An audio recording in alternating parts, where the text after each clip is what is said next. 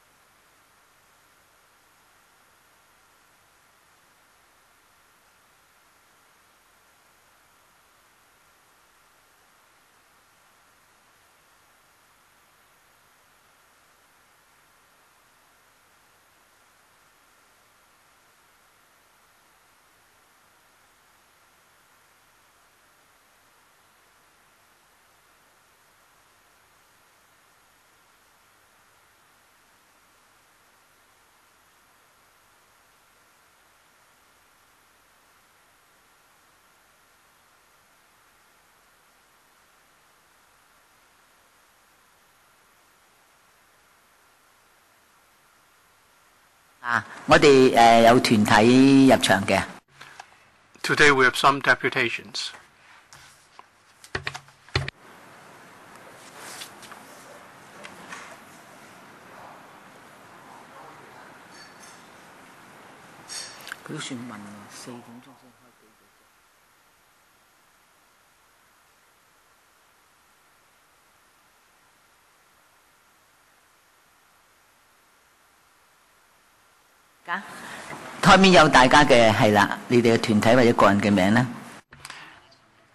Please be seated. You can find the name of your organization on the table.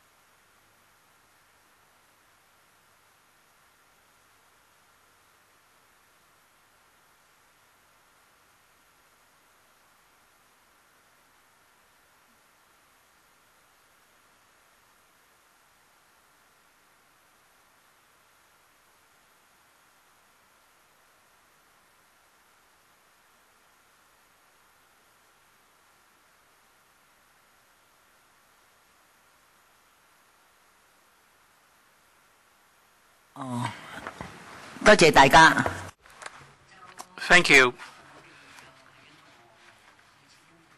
This is like a public hearing, so I would like to seek your views here. Let me now set out the rules for our meeting. After I've spoken, we have to deal with some procedural matters. For example, a motion to adjourn the proceedings. We need to communicate to the secretary. So please be seated, deputations, and I'll be quick.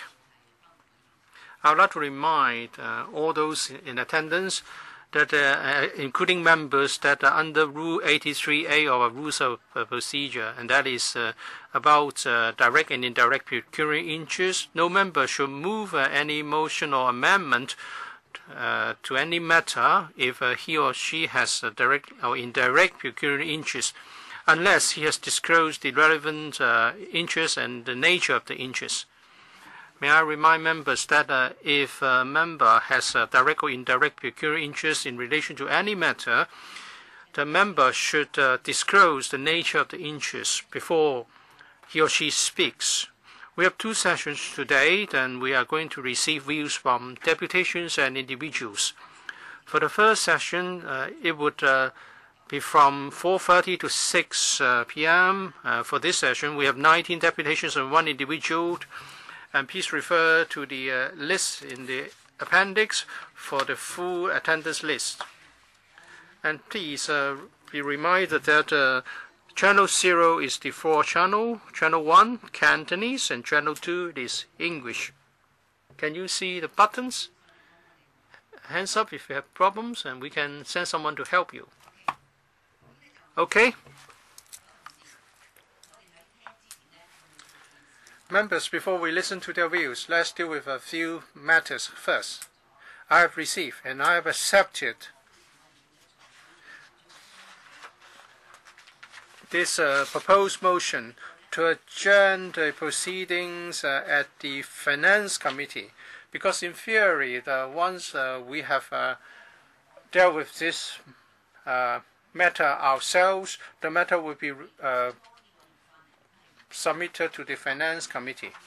Let's have more members here so that we can come to a better, more informed decision on this matter. I think we should deal with this before 5:30. What do you say, members? Mr. Fernando Zhang. Well, it's a personal. Well, this motion is proposed by me, but I have a teaching assignment and I will have to leave by 6 p.m. Okay, noted, but I would like to have more members present before we deal with this. So this will be dealt with, i.e. the motion, adjournment motion will be dealt with by 5:30 or so. And Mr. Zhang, we have heard the news. We have a number of deputations in attendance today. Another 57 will come on Monday. And after they have told us what they think about this, they still need time to digest it. What do you say? Should we have an evening meeting or another meeting arranged? And can we consider deferring this to the end of the month? And that would be the next meeting. But then for the FC meeting, it will be in November and not October. Because members will need to communicate among themselves after listening to the 90-odd deputations to see what improvements can be proposed. I don't want this to be confrontational. So what do you say, Mr. Zhang? I understand that we would require more time for hearing deputations. And as you said, there are some 90-odd deputations. I've also received a letter to receive a second deputation on Monday afternoon. So I respect members' wishes, and I understand the LegCo-ExCo communication is important, and we should hear from more deputations and allow members to digest these views. So we propose, the FSTB has written to the Finance Committee Chairman that tomorrow's Finance Committee meeting has been arranged. We've arranged some 6 hours of meeting time, and we allow sufficient time for members to ask questions of the administration. So this is a very good platform, a 6-hour arrangement to discuss this policy. So I'm very willing to utilize the 6 hours to respond to all questions. Some members are also not members of the Social Welfare Panel. So tomorrow, the Welfare Services Panel, so tomorrow would be a very good opportunity. And we can also arrange a special Finance Committee meeting on the 30th of October. And I hope that after hearing all the views, and given tomorrow's 6-hour meeting, I hope that by the 30th, we can deal with the paper. The seniors can also benefit, if we can conclude the work by the end of the month. So we've did all the calculations, and so I would like your support of my proposal. So after hearing the 7 deputations, the Welfare Service panel would like to meet with you. We would like to arrange for some time. So if we have the Monday meeting from 2:30 to 6 o'clock, assuming we can deal with all the deputations, and there will be a finance committee on Tuesday, then it wouldn't be time for communication. I don't want it to be confrontational. So I don't have a problem with the meeting on Tuesday, but we should deal with the technical issues. That is, the Welfare Services panel would like to meet with you after hearing these deputations. So I'd like you to respond.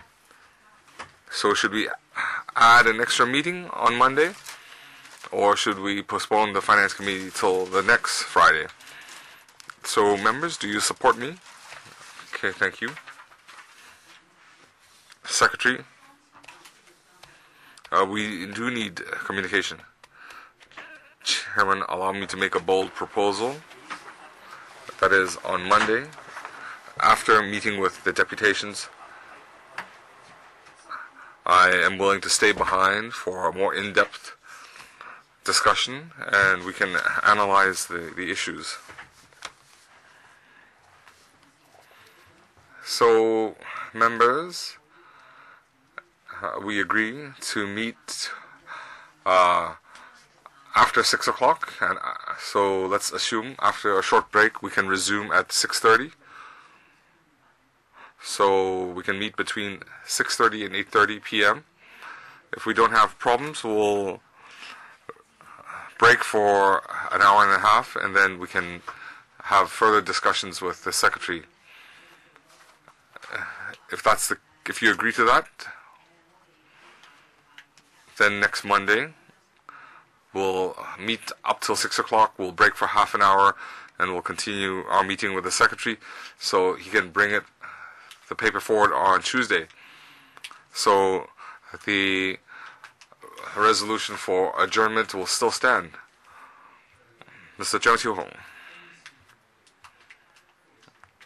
The Welfare Services panel, whether we meet on the special meeting on Monday or whether it is during today or even in the 3-hour hearing next Monday, these are very extraordinary circumstances. Usually we don't convene so many meetings in such a short period of time unless there is some urgency or disaster relief. This old age living allowance, we would like it to be implemented as soon as possible to help the elderly, but there are still procedures that need to be followed. We're not trying to avoid the meetings, but the meetings are already very frequent, and I don't see why the administration needs to bring it to the Finance Committee by next Tuesday, and they also insist that it cannot be traced back to October. It cannot be retroactive to October. We had already passed the resolution. We had called for another vote. And we've stated very clearly to the administration. And the administration is not budging an inch. We have been accommodating them. They have consistently ignored us. What kind of attitude is this? They want to improve the exco-legco relationship. We can convene at all hours of the day. They want to have it passed by October. Otherwise, it won't be retrospective. So, do we have to accommodate them We've just started the legislative year. We haven't even convened our first meeting, and we now are holding 3-4 hour meetings. Do we have to accommodate them? The next Monday, 2:30 to 6:30. Your view is clear. I think this is asking for too much. Let's keep it brief because we need to hear the deputations. Mr. Leongaki. In the news just now, made me aware of the new developments. The FC chairman they agreed to an FC meeting on Tuesday, and what is the time slot? Because Tuesday, it seems that we have other panel meetings on Tuesday. Either the FC convenes very early or very late. So the CY, well, I don't know what the CY administration is thinking about. Is it because of face? They want to bulldoze through these arrangements? That does not indicate that you are a strong executive team. Just now, Chairman, you asked a good question. We have to hear from 90 deputations. We need time to digest the information. But the Secretary says we'll continue, we'll forge ahead. We have so many deputations here. The LegCo is concerned that the means test for old age allowance, we think it's not going to work. So if you use these measures to avoid a senior pension issue, that is not feasible. I don't see why the administration is taking this course. Then they say they are respecting the Legislative Council. They are not respecting us. I feel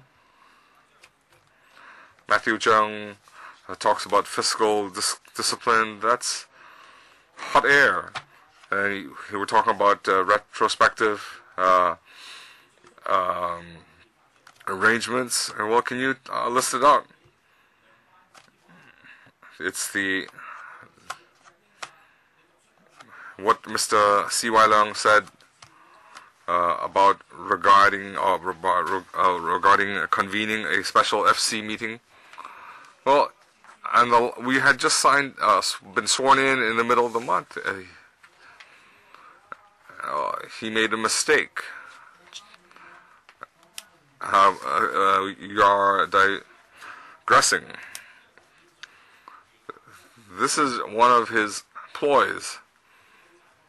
I don't know who CY has discussed with. We had not even been sworn in.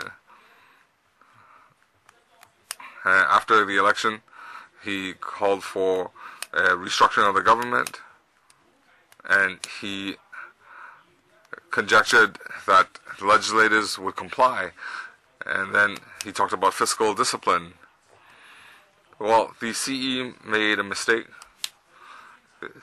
The legislators were only sworn in on the 10th of October. Well, you have to provide us with the lost, you have to make up for the lost time. This is also part of discipline. No, I need to make it clear. Don't talk about fiscal discipline. We had talked to you on numerous occasions that we are fighting on behalf of the senior citizens. So I ask you once again, can you enforce discipline? This is not the venue for your question. We need to, I am aware that you are not satisfied. Chen Hangban, do we need to deal with Mr. Fernando Cheung's resolution, and do we have to hear from deputations? We're already 30 minutes into the meeting, so I'd like to return to our agenda. I'm here all the time. we are consulting the Secretary. Because after hearing deputations, we need some communication on Monday.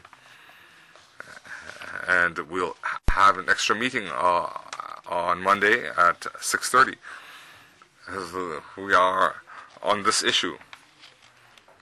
My question is, can we deal with that after the meeting? Because the deputations are waiting. I don't know how long they'll have to wait.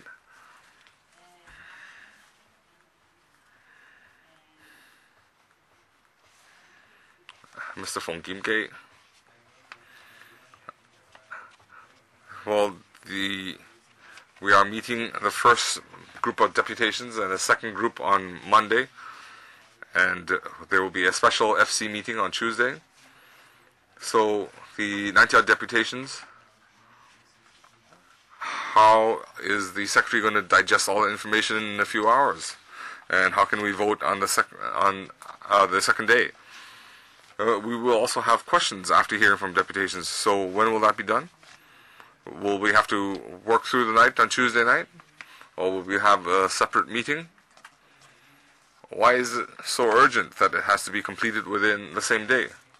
I don't see what the urgency is. The Secretary is talking about fiscal discipline, and it cannot be retrospective, retroactive. It can be retrospective to 1st of July. We didn't even have the Legislative elections. So you can shift the goalposts, and that's not convincing. So you're just playing with linguistics. You are messing things up, and I cannot accept this urgency that you have to have a vote on Tuesday. Not too long ago you said you couldn't have a vote on Friday. So you made yourself clear. Thank you. Poon Siu Peng, I'd like to draw a line there. I agree with Mr. Chan. We need to ask the Secretary.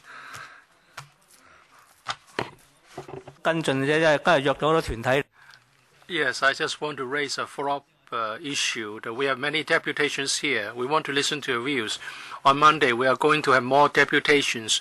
And the question is, do we want to further talk to the Secretary? Well, I agree with that proposition. Well, let's draw a line here. We don't want to keep the deputations waiting. So, Mr. Zheng, well, I agree with members. Have you talked to the Secretariat on the additional meeting slot? We don't seem to have any slot left. Please be succinct. We do want to ask the deputations to speak in a moment. Well, we have written to the Secretariat. We believe the Secretariat would come up with suitable arrangements for the additional meeting. Let me clarify why we need to do this within the month. Because after the end of the month, there are contractual matters that would affect the flow of work.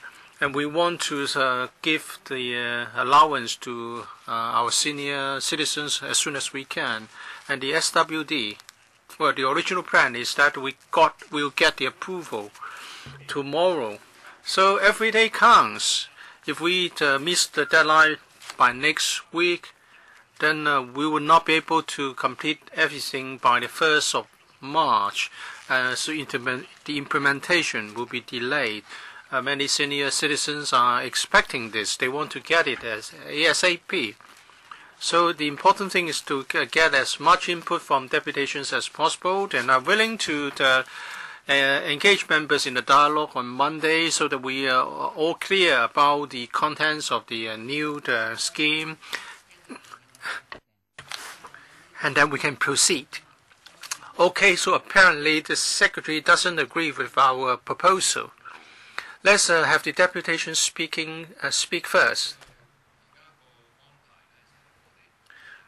So on Monday, next Monday, there will be another hearing from 2:30 to 6 p.m.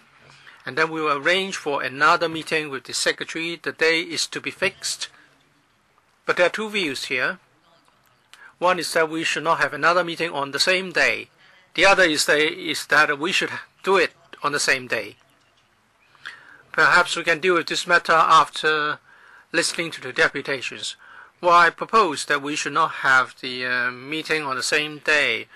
We should resume normal operation. Well, that's clear. Please give me some time, because some other members have different views. Maybe we should deal with my motion now. We can just put it to a vote. Your previous concern was that not many members were here, and now we are half an hour into the meeting. Perhaps we can deal with that. I think the voting process will take only 5 minutes, and let's deal with it and move on. Members, so you have this motion, a German motion, moved by Mr. Fernando Cheung. What do you think? If you are agreeable, I can deal with it now.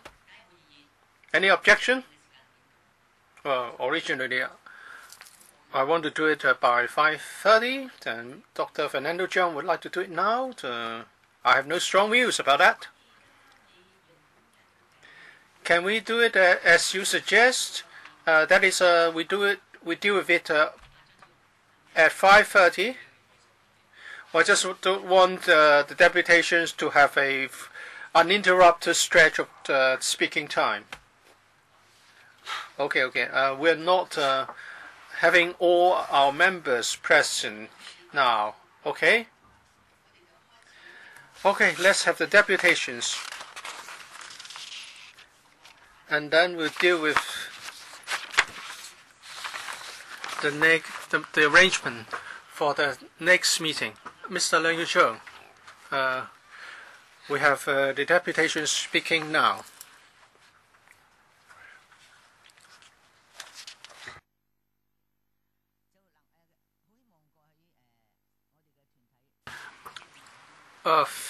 Thank you for your patience. We have spent some half an hour on the procedures.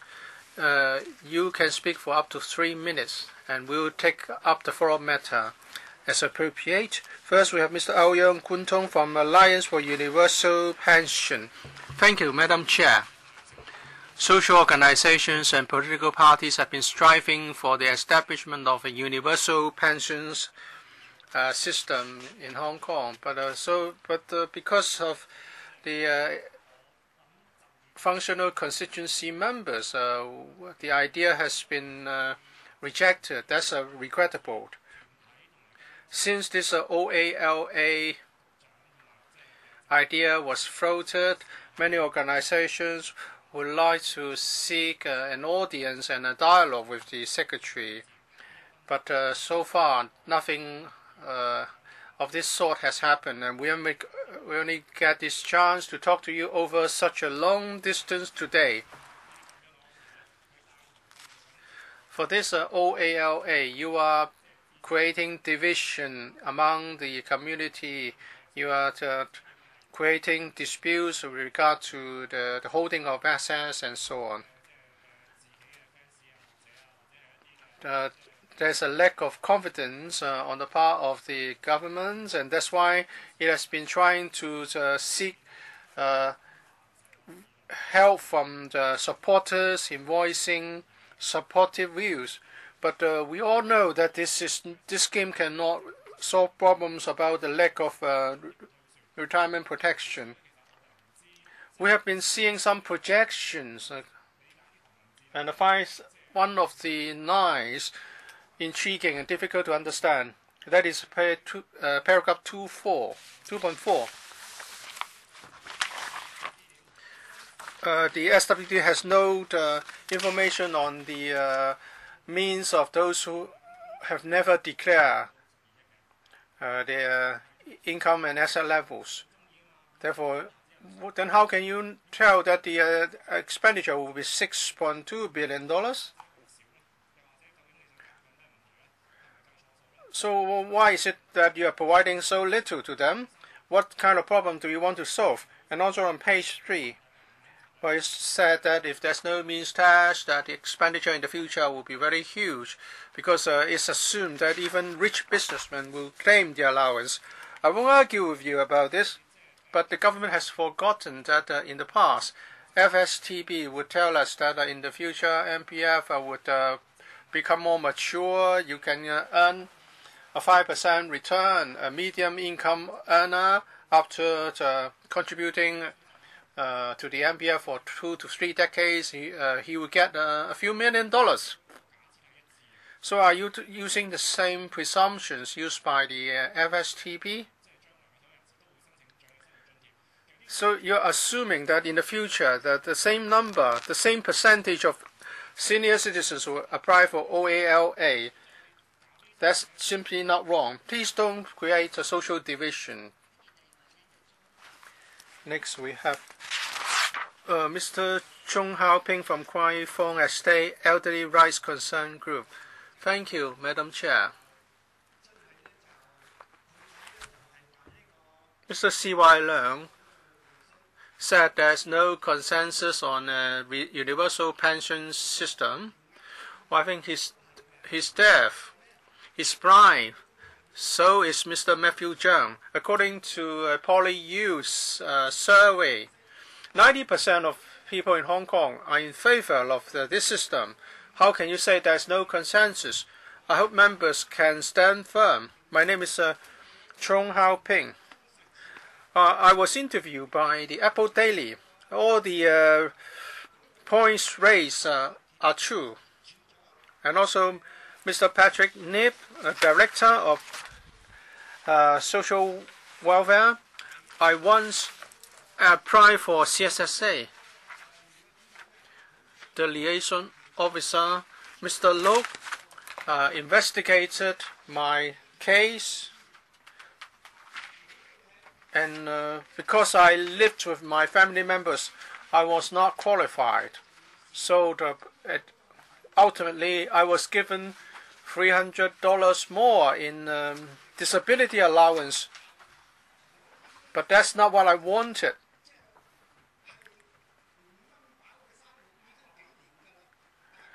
Well, the fruit money cannot really sustain my living. I hope members can stand firm. And I hope FTU members who are in support of a universal pension system, please stand firm. I don't mind if I have to wait with an empty stomach for a longer time. Some members who used to support a universal pension system, they have changed their minds. But I hope those who haven't should not change their stance. Mr. Chen Hangban, you're from NT West. I voted for you. And also Mr. Leung Chi-Chao. Don't make a U-turn here. Thank you. Well, I'm a bit excited. Maybe I haven't made myself as clearly as I should. Next, Mr. Chiang Piu from Kwai Chung Estate Residents' Rights Concern Group. Let me talk about myself. I suffer from cancer. My wife suffers from diabetes. She cannot walk, as I also have diabetes. We live with our daughter, who earns a few $1,000s a month. So the living standard we enjoy is very low. Even if you give us $2,200, it's not sufficient for living, given the prices. I'm not concerned about my lack of qualification because of assets, because you require a declaration. Well, I'm over 80s, my memory is poor. I cannot recall many details. And if I miss anything in the application form, I may commit an offense inadvertently. Well, even Mr. Siwa Leung missed something in his declaration, and he's still young and fit. We must have a universal pension system. The OALA is not sufficient to sustain a living for the elderly. You can see many people picking up waste paper and other recyclable waste for living.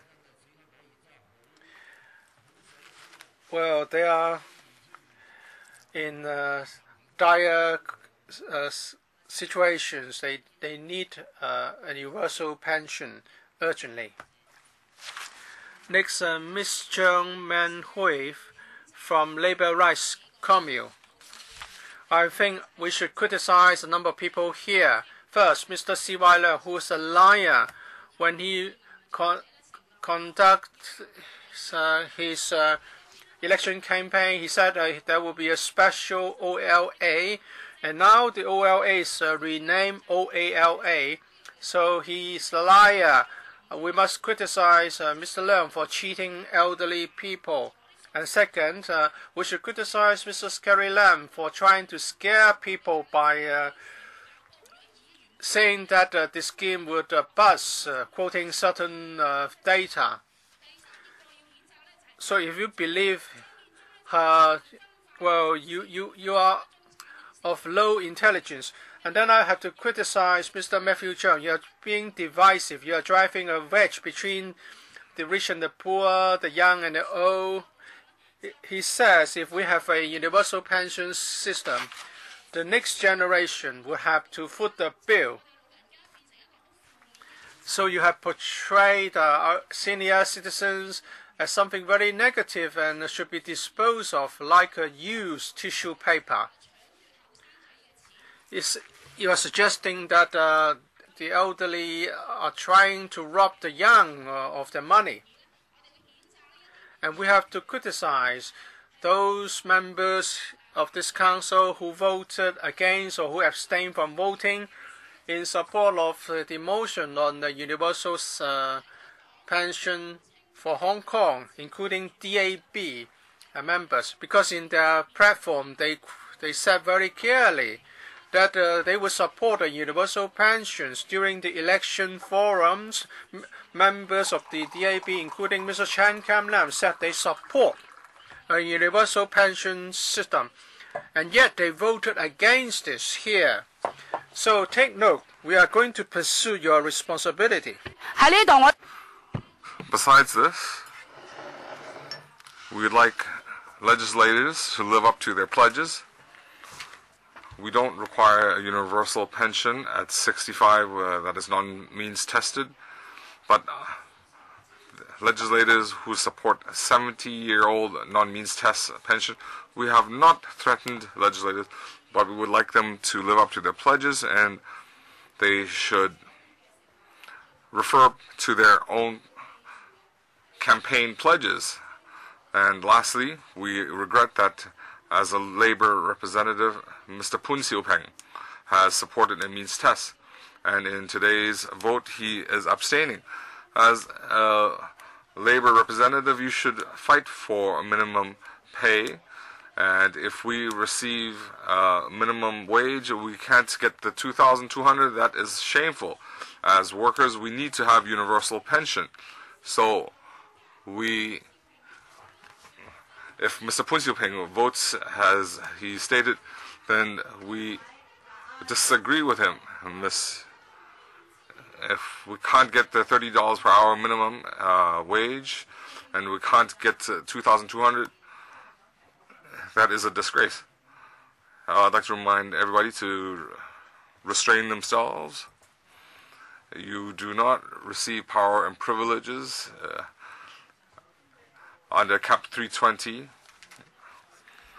The deputations do not receive protection under the powers and privileges. I'd like you to understand that. I'd also like you to manage your speaking time. Okay.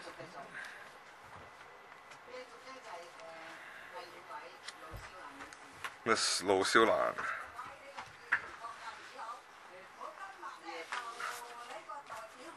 I represent the elderly today. Tong Chi-hua was not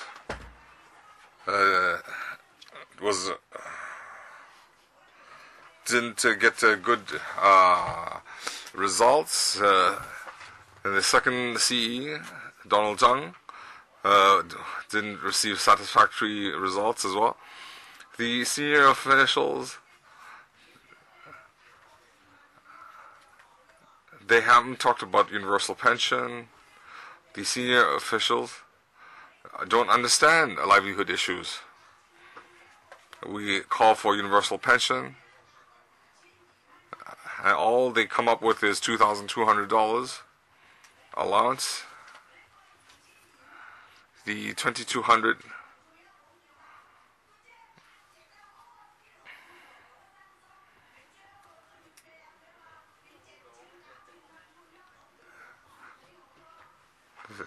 this is not a universal pension, and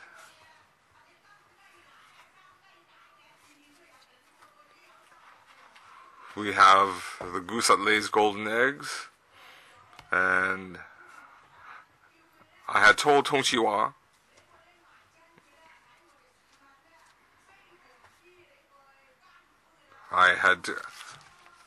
he had made our livelihoods very difficult.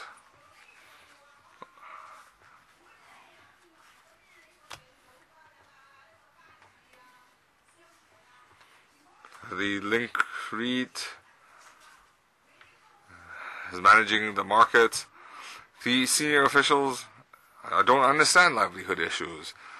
They do not improve the livelihood of the general public. They have their pension, they have their emoluments, they have medical benefits, but the elderly don't receive any benefits. The senior officials, they would like all the senior citizens to decease. That's all I want to say.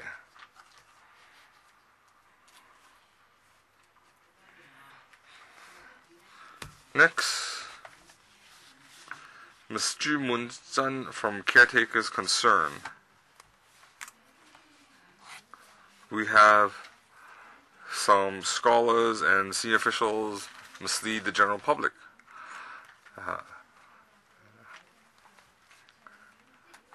If means tested were abolished, it would lead to a deficit in our treasury. But if you understand the plan has these characteristics. The universal pension has three contributing factors, and after implementation, we could include the MPF and other allowances into the big pool. There is no extra expenditure. The contributors and spouses of siblings and the elderly, if they can enjoy these benefits at the age of 65, and this can reduce the family burden. Contributors, caretakers, and their spouses will receive the benefits. It can also ensure the MPF contributors, those who are retired, disabled, low income, will receive coverage. The high income groups, if they have spent all their savings, then the whole family can also receive some basic sustenance. The enterprises that make more than 10 million a year will only have a small extra tax. There's no extra expenditure for SMEs. so there's no burden for SMEs. The rich and the poor should have equal rights to receive the universal pension because the rich have paid more taxes. Everybody will receive $3,000 per month per person, and this is an arrangement where the rich can subsidize the poor. The government does not wish to implement a universal pension, and we've lost it in the initial savings. That's why they need to inject some 50 billion seed money. If the government continues to drag its feet, then they will need to increase the seed fund, and that is not fair to taxpayers. In 2039, it will be the peak for the aging society. So I would like to ask the senior officials, if we don't implement the old age allowance now, then we will be adding a heavy tax burden to the young. The universal pension, because it has a fund, it is sustainable and can run for more than 50 years. And it will reduce the risk of everybody. Mr. Lai Ming-lai from Elderly Welfare Concern Group. I'd like to talk about how to ensure everybody can retire comfortably. That is an issue the government should deal with. The government says that there are 3 pillars for retirees. Those pillars, you're familiar, but recently the administration says that there should be an old age allowance between CSSA, and this will be the 4th pillar. So allow me to use an example.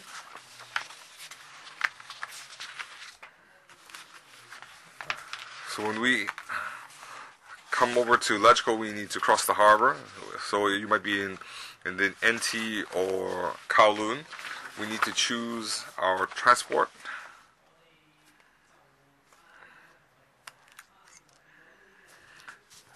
The government says that if you can afford it, you can come by taxi. If you can't afford a taxi, you can come by bus. So why can't you use a ferry to transport us over here? So if the ferry cannot accommodate all of us, then we'll have to wait for the next ferry. So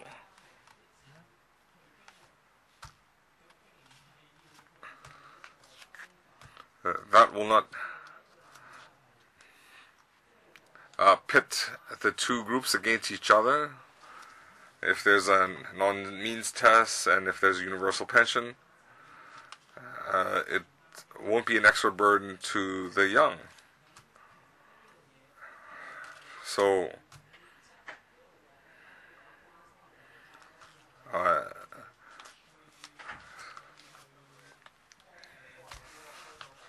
we need to take care of the elderly, but isn't that some sort of contradiction? Is it building up some conflict? I'd like to say that we do have a proposal. It is a social insurance. So the working class are making contributions, and the elderly can receive some allowance for those who are unemployed, their future livelihood can be assured. Thank you.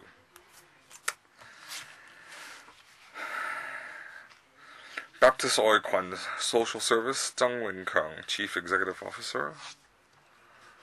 I'd like to share some study results with you. These were conducted between 12th and 15th of October in Hong Kong. We received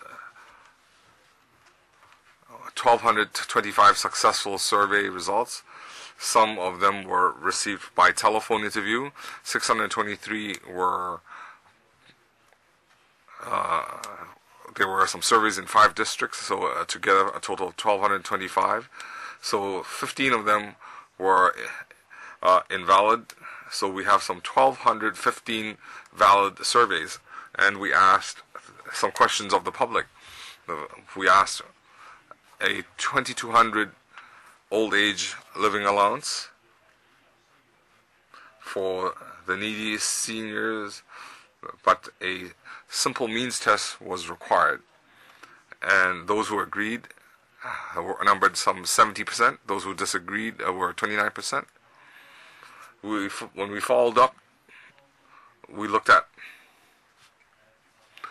in the survey, did they have different backgrounds, and would that lead to difference in results?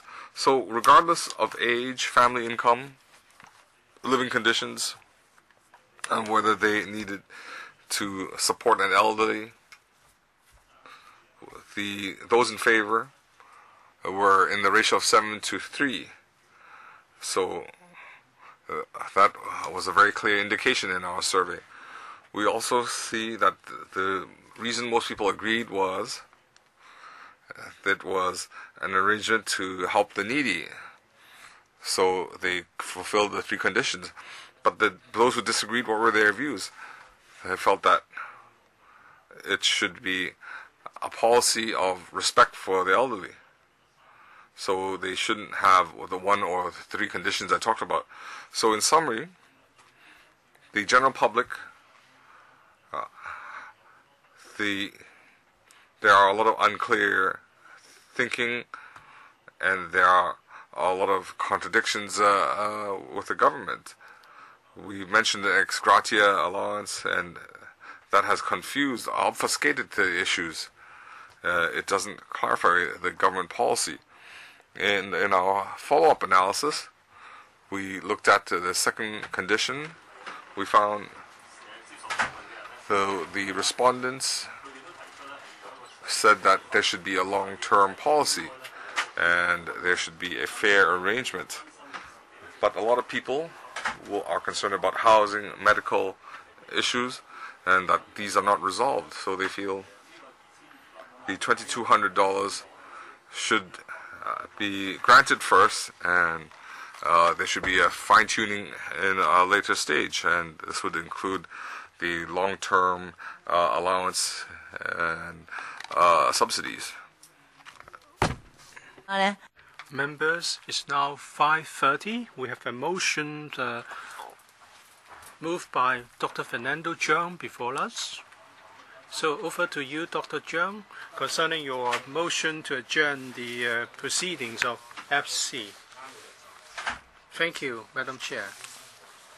On Monday, we already passed a motion asking the government not to submit the application to the FC on Friday, and also to ask the administration to retrospectively apply the new allowance to the 1st of October whenever it's passed by the FC. But the administration has ignored this motion of the panel, and the latest development is that they are not going to seek funding approval on Monday, not for the moment. But the discussion at the FC will still take place. They would discuss it as long as it takes, even for the whole 6 hours they have slotted. But there are rules in this council. When this matter is not yet discussed thoroughly in this panel, the matter should not be considered by the FC. We would like and we welcome discussion, follow-up discussion with the administration, but there are some rules to follow. There are procedures to follow. Therefore, I think my proposed adjournment motion still holds. Let me read it out. In view of the consultation that is ongoing, in respect of the OALA, and there's a need for more time to have further discussion with the administration. The chairman of this panel will, on behalf of this panel, to move a motion at the FC meeting on the 26th of October, invoking the Rule 39 of the Finance Committee procedure, and that is a member can move a motion without notice, asking for the consideration of the application be adjourned, and also that the future allowance should be retrospectively applied as from the 1st of October. All right, so we need to take a vote. But for non-panel members, I welcome your attendance, but please don't vote. For those who are in support of Dr. Fernando Cheung's motion, hands up, please.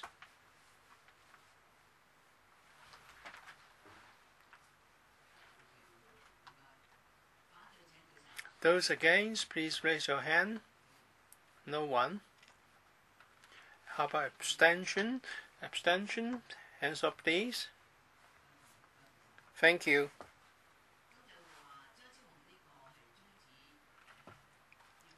So this motion on adjournment is passed by 11 votes for it and 2 abstentions.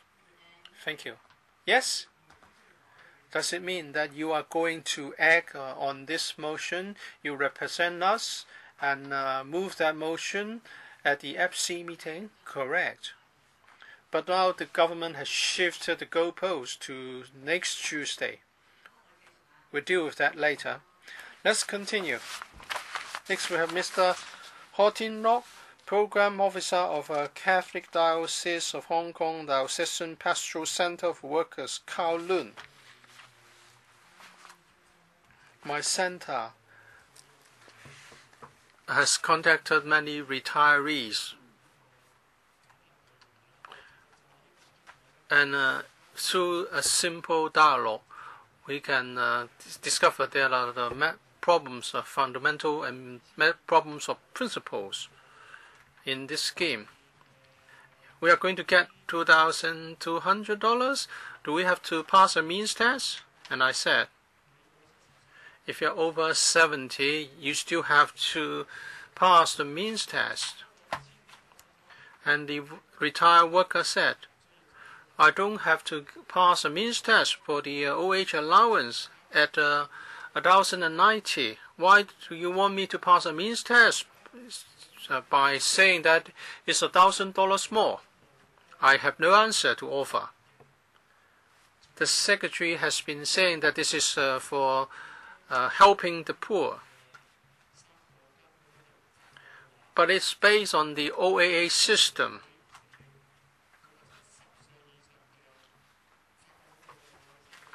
Unless the government also say that there should be a means test for OAA for those who are over 70.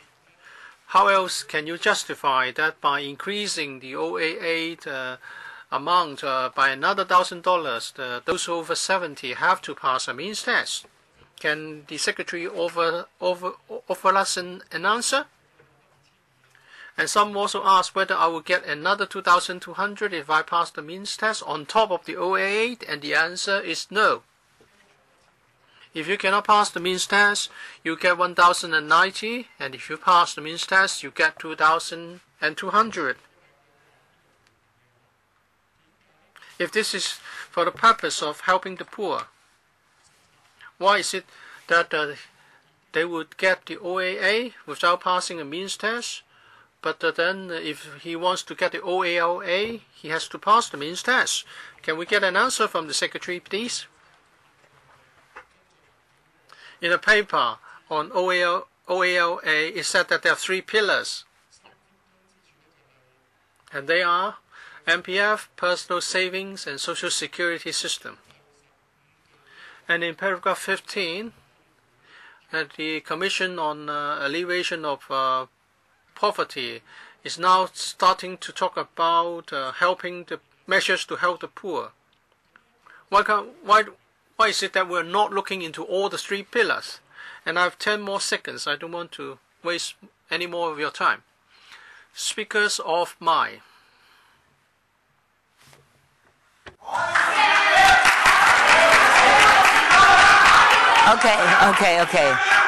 Okay. Please.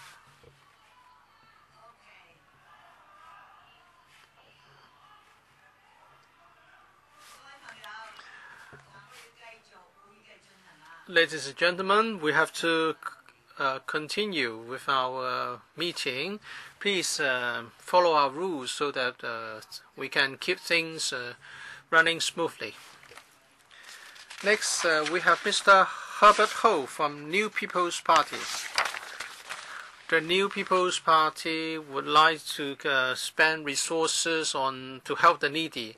We don't want to have resources given to everyone. We should be focused in devoting our resources on those in need and help them improve their living standards. And also at the same time make sure that taxpayer money is well spent. We understand that there are different views concerning the position of the OALA. Some would say that this is a transitional solution for a universal pension scheme. We beg to differ. My party thinks that the OALA should be there to help the poor. It should be focusing on helping senior citizens who cannot get CSSA. And retirement protection is the protection you get after working hard for a long time. There are suggestions that we should set a higher asset limits. So where should the line be drawn? Some say it's $300,000, some say it's $500,000, but these suggestions are not backed by any solid figures, and the reasoning is unclear. As a responsible party, we are of the view that there should be a means test for the OALA system, and we believe the asset limit should be set as something between 180 to 190,000, and it should be aligned with the limits for OAA, so that we can help those who are most in need, and then there will be more room for increase the allowance in the future. The NPP supports the idea that we should help the elderly people in need. We are in favor of having a discussion based on Professor Zhao Wing-sun's tripartite retirement contribution scheme. We should be focused in helping those in need. We should make sure that public resources are expanded in a reasonable manner.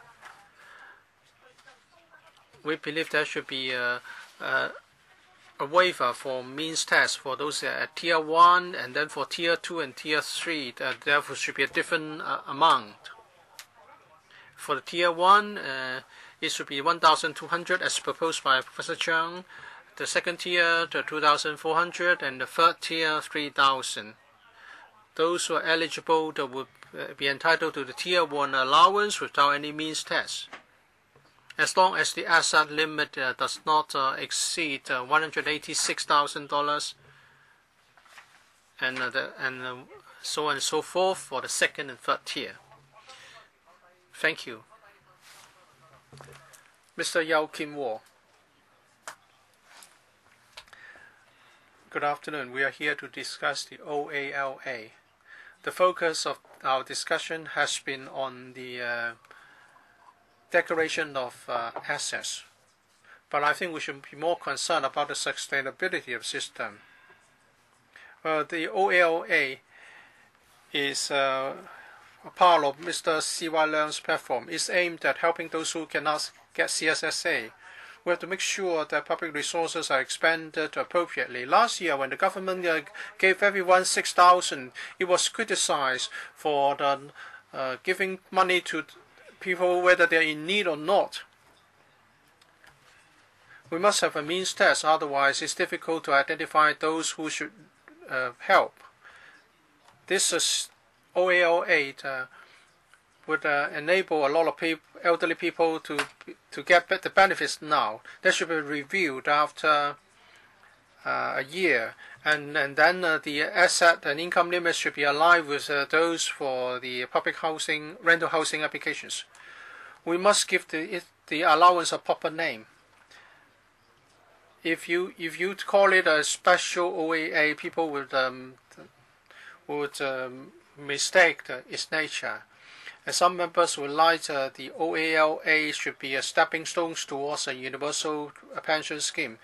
But this is a different matter. We have reservations.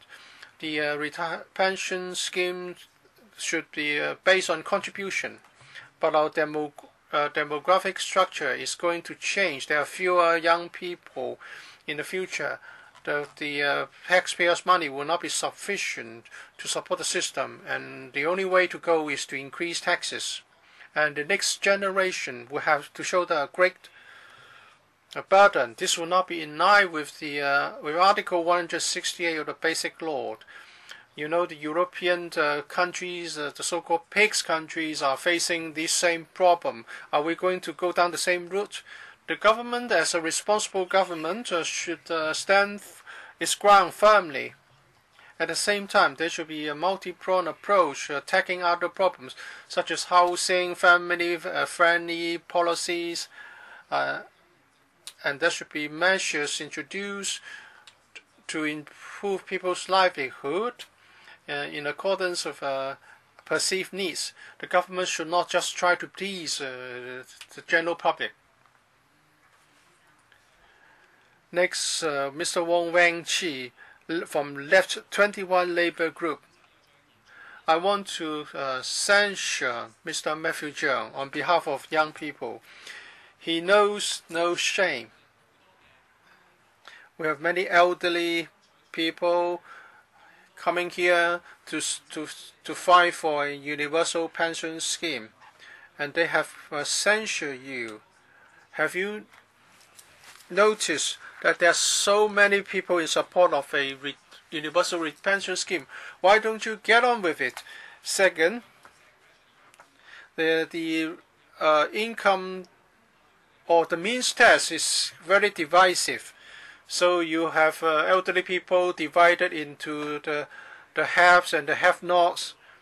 So you're creating social division.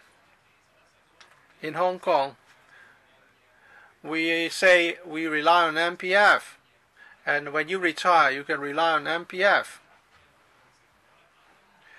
But the MPF means that we are getting money from the working class and use the money for speculation in the financial market. Can the MPF assure people's life after retirement? There's no guarantee. So the three pillars are not effective. Is it true that Hong Kong cannot afford, in the long term, a universal pension scheme? The answer is certainly not. If we look at the budgets in the 5 financial years, we have been giving rebates, rates waiver, or reduction in profits tax and so on. Let's look at rates. On average, we give people back $10 billion in rates. From 07 to 08, some 50 billion rates were returned. Do you know how many years of old age allowance can be supported through it? Corporate tax has also been reduced. So corporate tax is now at 16.5%. Let's say in developed countries, it's at least 20 or more %. So if you reduce profits tax, then over the last 5 years, we have lost some tens of billions of tax. Salaries tax has also been reduced. So roughly speaking,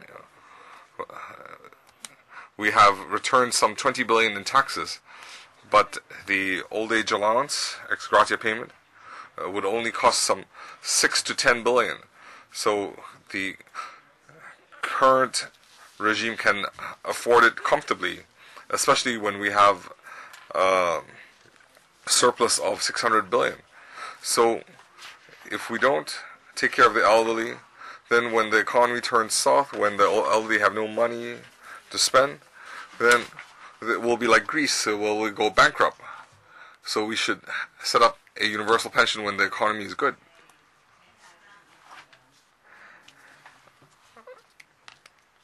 Next we have Lam Yek-fong.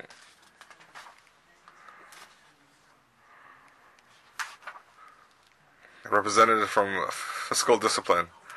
We are aware that the elderly have contributed to the economy, especially in the 70s and 80s when the economy took off.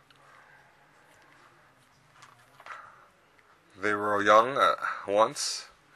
They contributed to industrial development. So, society, whether it's the government or private sector, we should respect the elderly.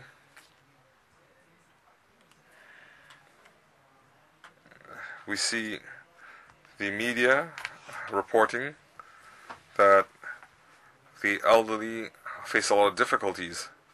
They don't have children, they might be living by themselves, their spouse might have deceased. So, in the long run, we do need a system to take care of the elderly.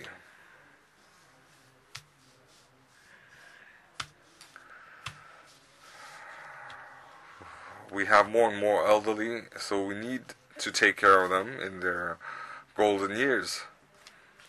See, old age allowance is to help those needy elderly. So having a means test is also in line with spending our resources in a judicious manner. We have heard about long-term plans, such as a universal pension. We need more time for a consensus amongst society. We need to have every member of the society understand the contents of the plan, the coverage of the plan, because this will impact on their future retirement plans. The Old Age Living Allowance should try to simplify the means testing.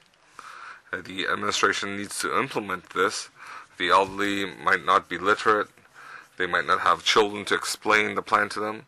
They might not be aware of the plan. So the administration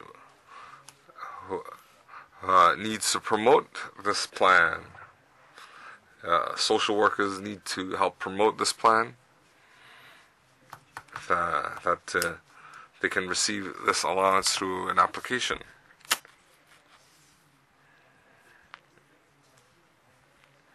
We shouldn't create obstacles in dispersing this allowance. We want to help those who are in real need.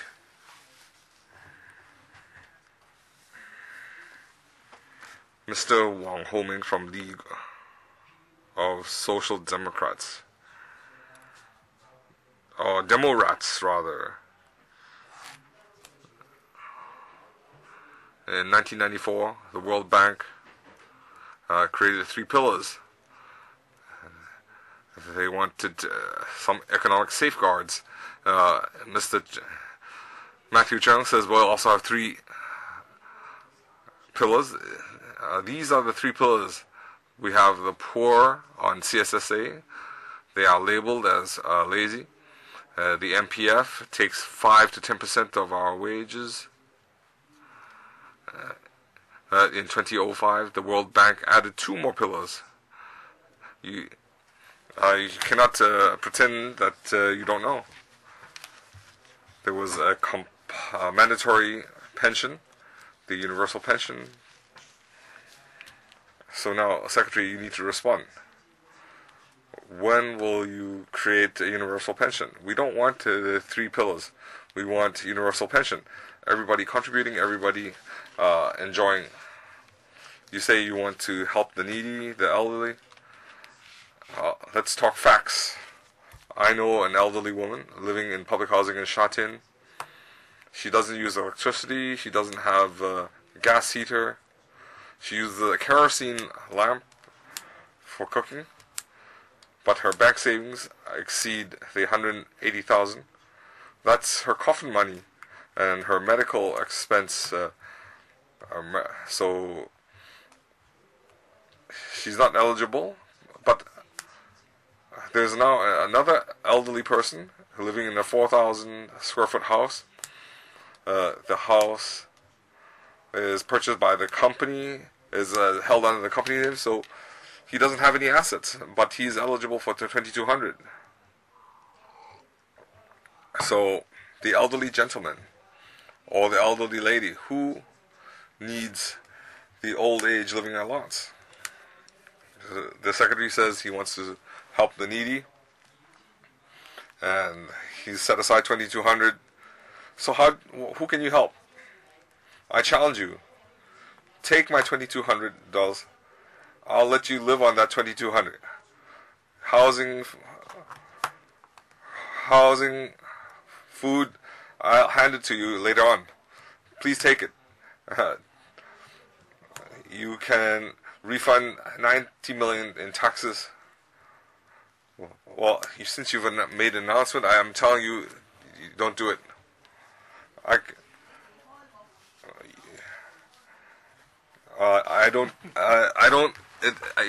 You cannot do it while I'm chairing this meeting. Secretary, we're not asking for a handout. We're asking for our rights. You need to respect our elderly. They've worked half their lives, and they want security in old age. So therefore, we need universal pension. So we ask for a deadline, a map.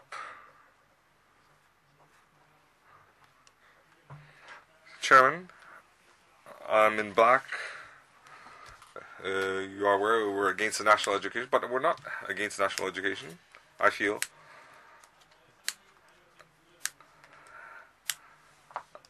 I feel sad for those living under this regime. They ignore the elderly's efforts, as Mr. Chung Haoping, the second speaker. He's not eligible for CSSA.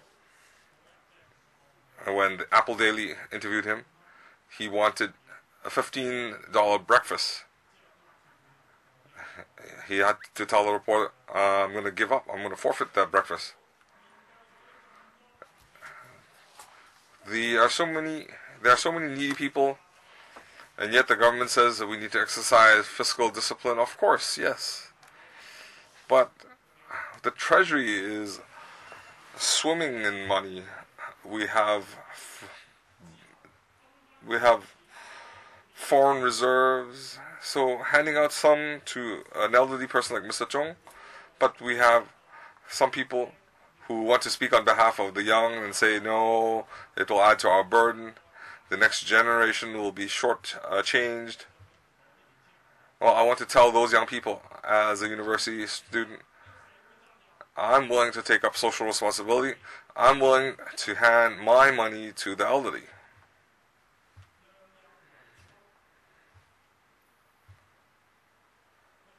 I'd like to ask,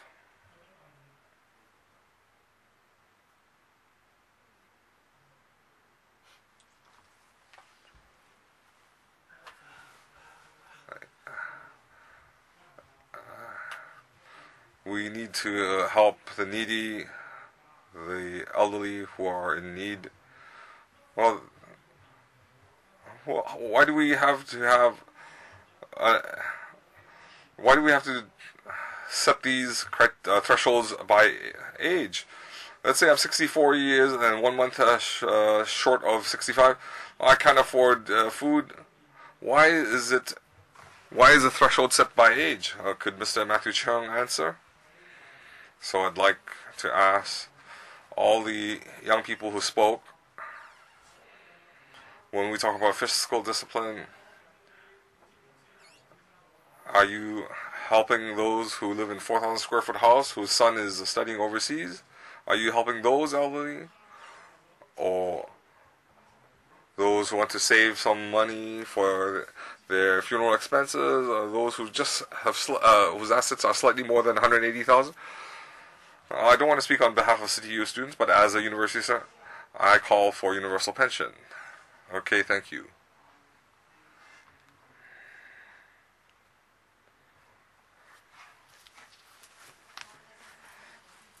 各海威 Hong Kong Catholic Commission for Labor Affairs.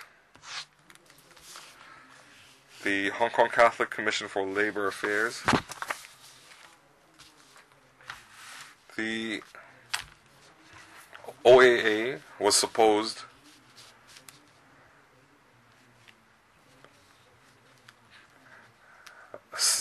established as a form of allowance for those who contributed to Hong Kong's economy, but setting thresholds and setting means tests it would incur a lot of administration expense, and they have now created different camps in society, and some people have forfeited this allowance. Mr. Matthew Cheung had also said that this living allowance is a policy to help the needy, and it helps relieve their burden.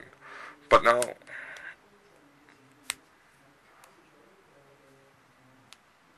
they are creating a diversion.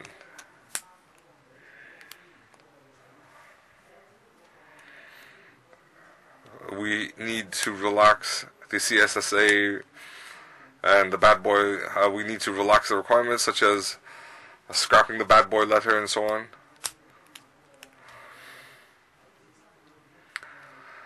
Given current living conditions, the allowance is very minimal. It does not afford retirement security.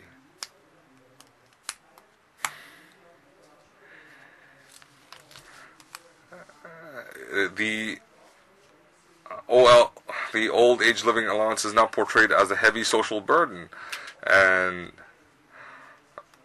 we now require the legislators to vote on this, and the government is trying to shift those responsibilities. So the CE, when he ran for the post, he said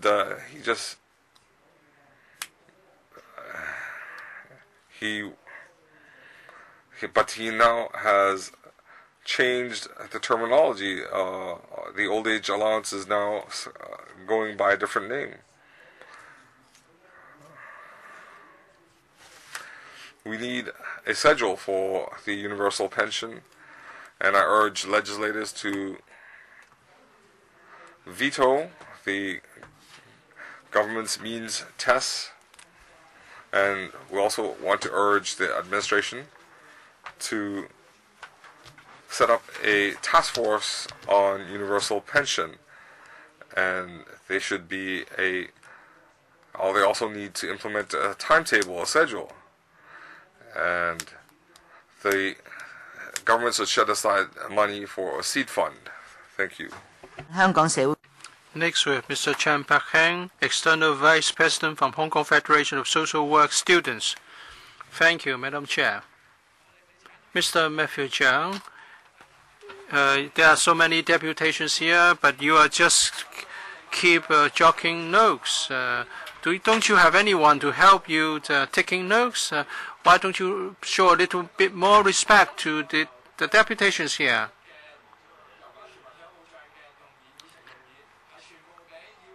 Well, the motion moved by Dr. Fernando Cheung was vetoed by the pro-establishment camp. Is there really room for further future discussion? Do you have the courage to raise universal pension for discussion in the future, Mr. Cheung? And now for the OALA, you haven't consulted people, and yet you have put up all those advertisements. What kind of message do you want to send? Are you forcing us to endorse your OALA application? Our administration is a poor one in terms of conscience, in terms of courage $2,200 is a small allowance. Why do you still need a means test? We are talking about 0.0035% of our means. Why do you want to be so mean? It's just like a son with $100 in his pocket and still wants to make sure that the parents don't have any water to drink before offering help. Do you want to adopt this mentality of giving handouts when it comes to helping the elderly? You are lagging behind the development. The 3 pillars of social security is lagging behind the trend in the world. You're telling people that these elderly people are a burden. They're not a burden. We should respect them. We should spend money on them. Mr. Zhang, after you retire, you can lead a comfortable life in another country. But for elderly people, they will have to be relocated to Tin Shui Wai and other remote areas. They will be marginalized. I will have to tell you that young people respect these elderly citizens. We oppose to the stance adopted by the administrations saying that they are a burden. We have so much in our fiscal reserve, and why are you so mean to them? I want to express my regret. I have a report to give to the Secretary. Please give it to us. Otherwise, it's difficult for us to proceed. We have to be accommodating to one another. Next, we have Mr. Ling, organizer from Hong Kong Women Workers Association. I want to share a joke with the Secretary. Many workers, many women have asked me, why is it that the Secretary has never met any one of us, and yet the government is ready to launch the API? So are you saying that there's no improvement that can possibly be made? How respectful are you towards young people, elderly citizens, and women? Let me say something about OALA. The amount is too low. It cannot secure a retirement life. The government has been saying that the $2,200 will help the poor, but it has not told us how it arrived at this sum of this amount of $2,200. The idea behind this is clear. It shows a total lack of commitment. It's just like MPF. The coverage is very low. Women, housewives, home carers who are not working full-time cannot be protected. Their living standards are so low, and since inflation is also rampant, they have no way to save money. So we can foresee that in the future, these women would be poor in the future. How can they be helped by getting the $2,200 a month? The structural poverty problem would still remain. And the Secretary has created divisions. When you want a means test, you are telling the recipients, elderly recipients, that you are a burden to the society, and the elderly people felt that they are really not respected. Many elderly people save up for some money for their retirement, and yet this sum of so-called coffin money disqualifies them. So are you not encouraging people to spend all the money they have so that they can get the allowance? This is most irresponsible. And there is also a high administrative overhead for carrying out the means test. This is just like the case of the WITS. Helping the senior citizens is not really about helping the poor. We should have a universal pension. And the OALA is not going to be sustainable because it depends on tax revenue. So it can only be maintained while the economy is good. We must have a plan to transform the OALA into a universal pension system so that it will not be affected by economic fluctuations. Lastly, we would like the Secretary to announce a timetable roadmap of a universal pension system because the OALA is very inadequate. But we are now halfway through our public hearing. Half of the deputations have spoken. So perhaps the Secretary can use 2 to 3 minutes to respond to the views expressed so far, and members may also wish to put some questions to the Secretary. Over to you, Secretary. With regard to the 20 deputations who have spoken. I would like to thank the deputations for attending this hearing. Let me clarify a few points, and this is also by way of a response to some of the concerns expressed. It's asked why there's no need for those over 70 to get the OAA without passing a means test, and why is it needed for the OALA? Well, it's important to know the positioning of the allowance. The OALA is there to help the elderly in need, and we're talking about financial need. How can we identify those in need? There must be objective system, and the criteria must be measurable. Under the OAA, those who are in the age group of 65 to 69 have to pass a means test in order to get the $1,090 of OAA. And we are applying the same standards. Those who are between 65 to 69 can get the OAA after passing the means test. At first, OAA was paid to those over 70, but then there were views in the community saying that some other elderly people also had needs. So we applied the means test to those between 65 to 69. And now we're talking about the same. We are helping the senior citizens in need. Resources are limited, and we must be focused in our approach. So that's why we ask those over 70 to pass a means test. For OAA, the community regards it as a gesture, as a way to show our respect to the elderly. But OALA is a supplement. It's not it may not be sufficient to meet all the living expenses. And this allowance is a new cash allowance, something in between OAA and CSSA.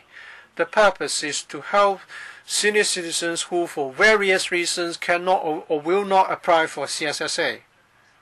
And in the community, there are many elderly people relying on OAA to supplement living expenses. So you can call this an enhanced OAA or OALA, whatever the name is there to help those in financial needs in a focused manner. That's why we need a means test to identify them. Second point. Apart from the means test, we have to consider that the population is aging. We have to make sure that this allowance can be sustained or sustainable. And also we'll look at the social sustainability.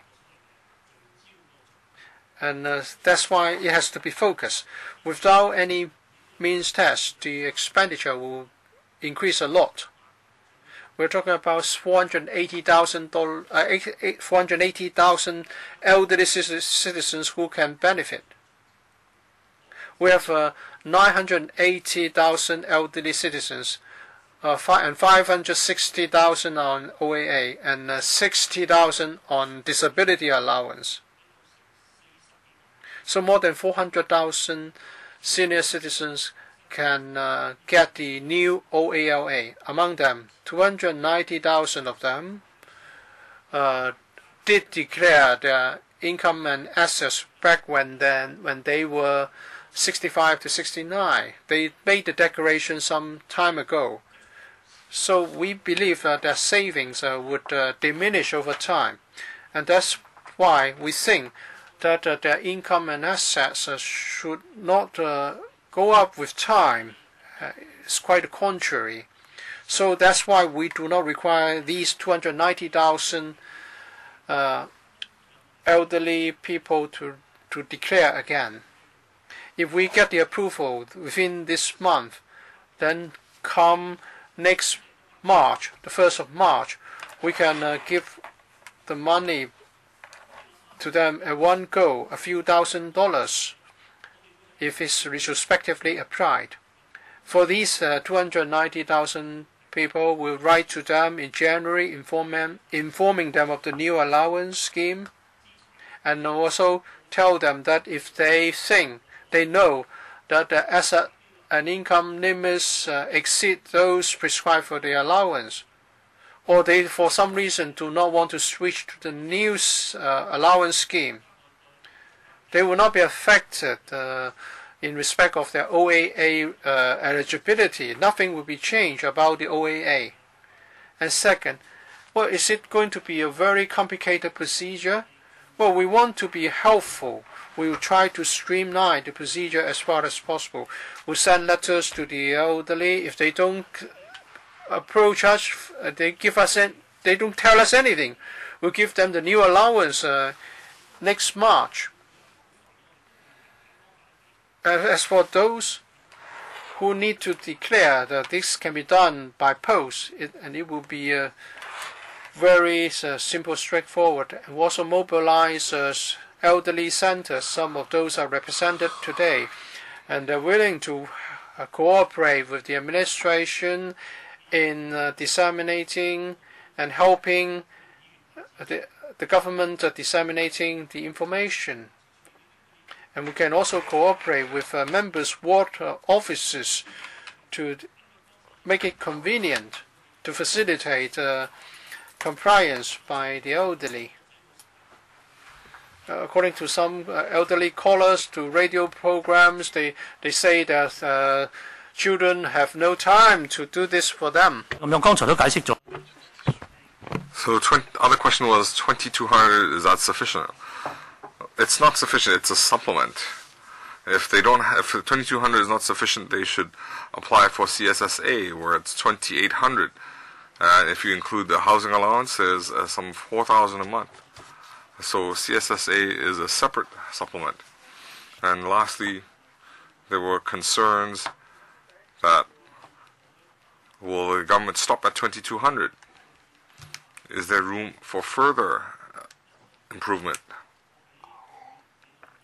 In the last few weeks, and last night and this morning, I had said that in this term of government, we want to tackle the poverty issue, especially the elderly. So this is an important first step. This is a policy breakthrough. We're talking about $6 billion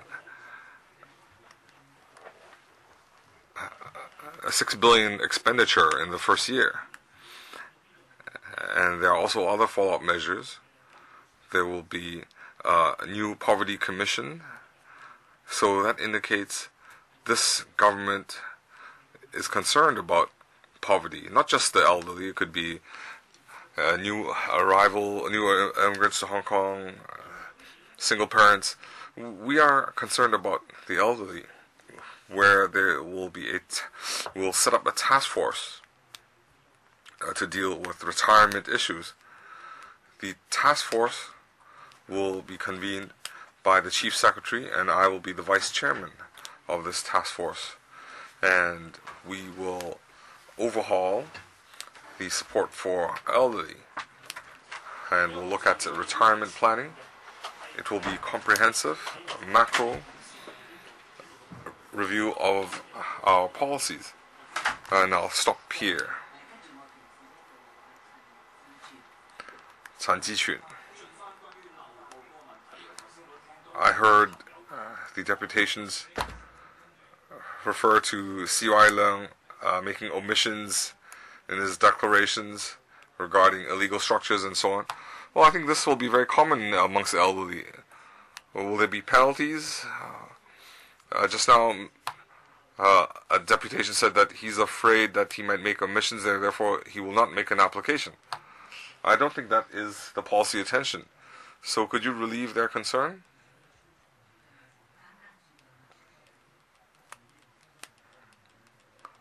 Well, first of all, the means test in our old age allowance system, it's already being applied. It's been applied for quite some time. The means test just requires them to state their income and assets. If they deliberately misrepresent their information,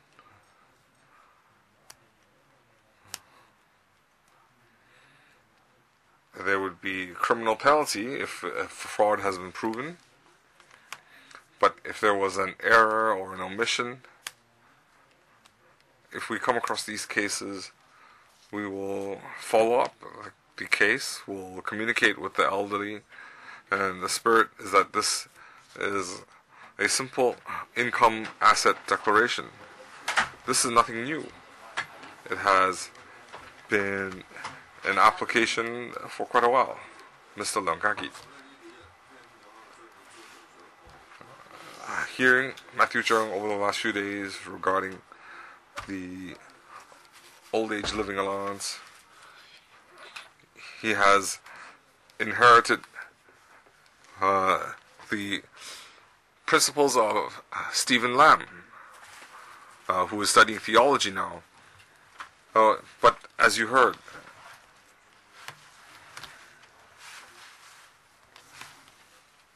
in a few years' time, the working young cannot support the three-pillar contribution, then will you have created a de facto situation where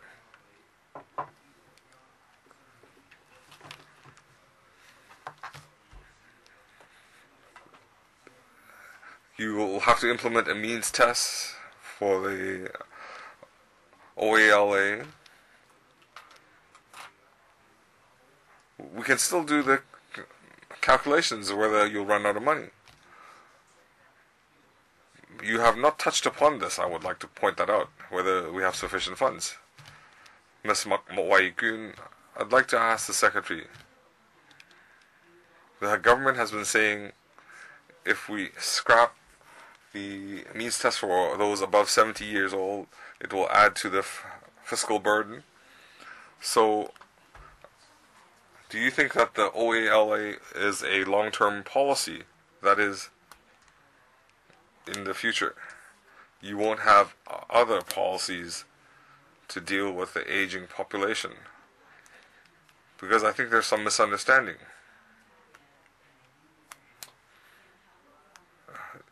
There's a severe aging society that will add to the financial burden. But universal pension is a long-term sustainable solution to our financial planning to deal with an aging society. So do you agree that if we don't have a long-term plan, if we just have the OALA or some other form of allowance, we might have a sandwich allowance, then will not affect our financial stability?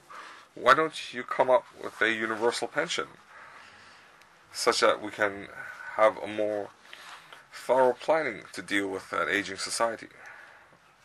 I'd like to respond to Mr. Leung.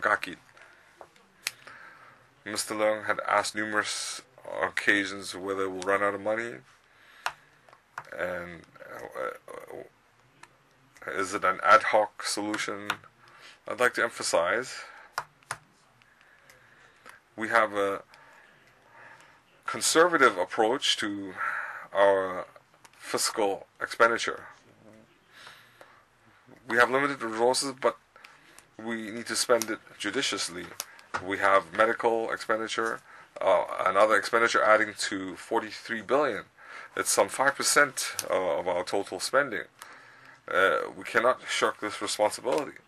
But with an aging society, we're not just dealing with pension, there's housing and medical expenditure as well.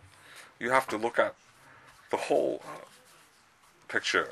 Well, will we run out of money? Well, we did the mathematics, and you can refer to the paper. In 2041, we have 16.2 billion, but if you scrap the means test, then we'll be spending 35 billion. This is obvious. In 2041, we'll be spending 16.2 billion, but if you scrap all means tests, then by 2017 it's 16.8 billion. So the 2040 situation will occur in 2017. So you can see whether it's sustainable. Mr. Makmegun said that we have an aging society. Why don't we have a universal pension? Well, we have a multi-pronged approach. First of all, we have immediate relief for the needy elderly. This administration has only run for 100 days or so. We already have a roadmap. We're waiting for the green light from LegCo. So 290,000 elderly can receive the money immediately. And this is very rare. We accept your criticism. We've expended a lot of effort. We are trying to alleviate their burden. But coming back, besides this measure, in the coming days, the Poverty Commission will have a task force, and you cannot underestimate our function. The government will draw a poverty line. The government, if it draws a poverty line, it indicates a willingness to deal with the problem. So we have the means and the will to deal with the elderly pension needs. Allow me to conduct the meeting. Allow me. We have 5 legislators in the queue, and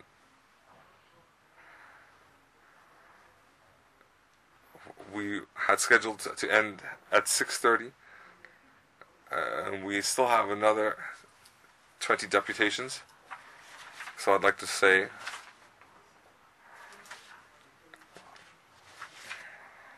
we had allotted a minute or so for responses. I'd like to draw a line here.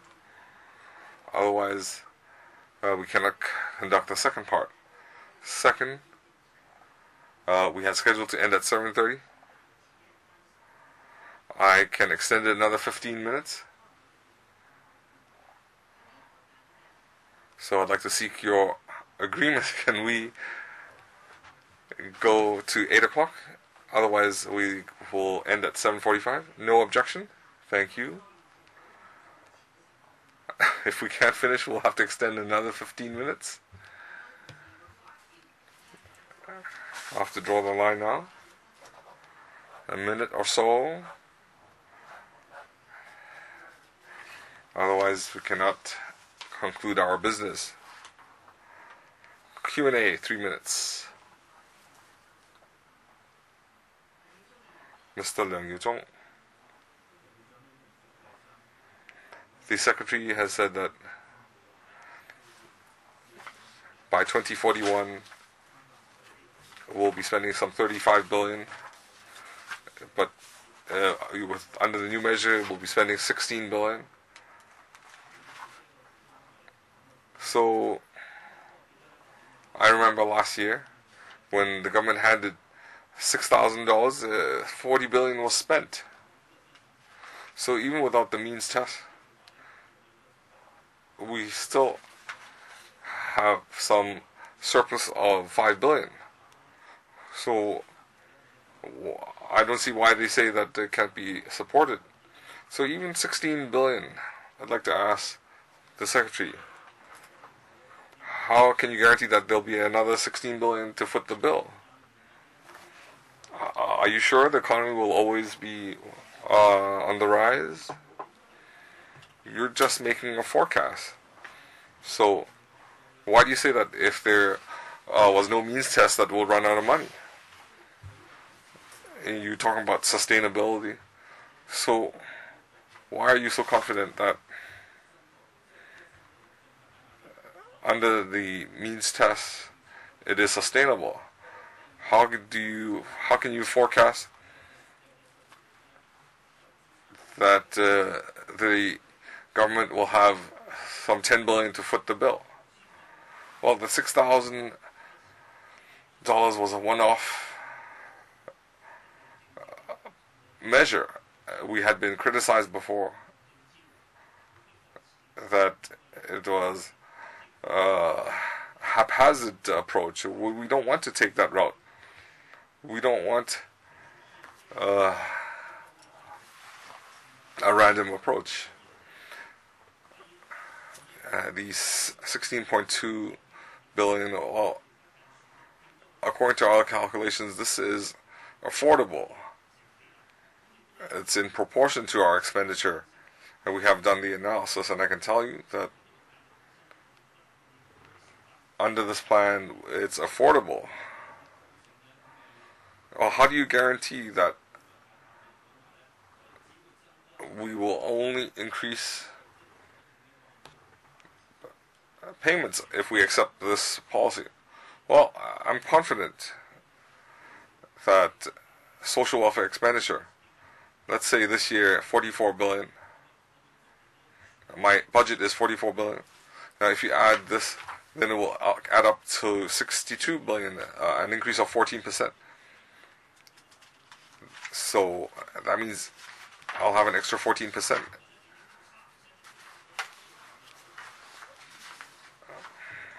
Okay.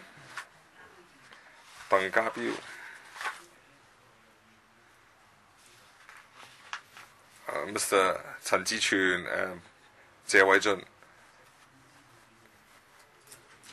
if there has been a transfer of funds and if they make an application, then there was no criminal penalty for that. We also heard that when an application is made and if there is misrepresentation or fraud, there is a criminal liability. But if the person has transferred the assets before the application and the children can refund their parents. Well, in the paper, paragraph 12, we had said that this allowance is to help the needy, those in need. So, this system requires the applicant to meet income and asset limits. If the applicant deliberately misrepresents or commits a fraud, then they might be breaking law and have a criminal liability. So we want to adopt an honor system in making declarations. The applicant has to declare his income and assets, and if there are subsequent changes to that, they have a duty to inform us. Well, you haven't answered the question. Well, you are making up something. There's no such problems with OAA. But the more we discuss, the more concern we have. Why don't you just scrap it? I would like the director to clarify. Say, on the 30th of September, I give all my money and all my assets to my children, and I've filled an application form on the 1st of October. Can I do that? Well, the system is very clear. the applicant has to fill in accurate information. We look at the asset and income of the applicant at the time of the application. Please be quiet. Mr. Tan Ka Bill, you still have some time left. Well, there are leaflets circulating in the community asking or advising elderly people on how to dispose of their property and assets. I hope you can just adopt the FTU proposal and don't adopt this means test.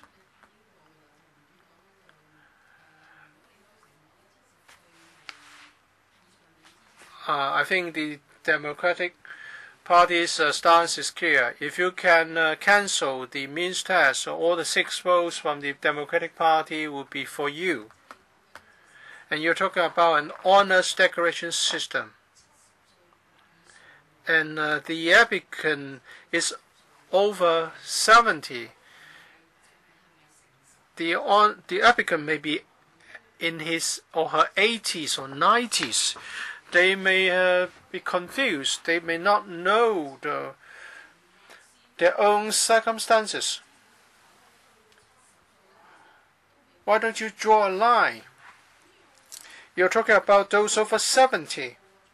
So there will be omissions, misreporting, and transfer of assets. Do you want to impose this on our elderly citizens? This is going to be a very heavy administrative burden. And how about enforcement? Are you going to be loose or straight? If it's loose, you say you are going to adopt a convenient and user-friendly system.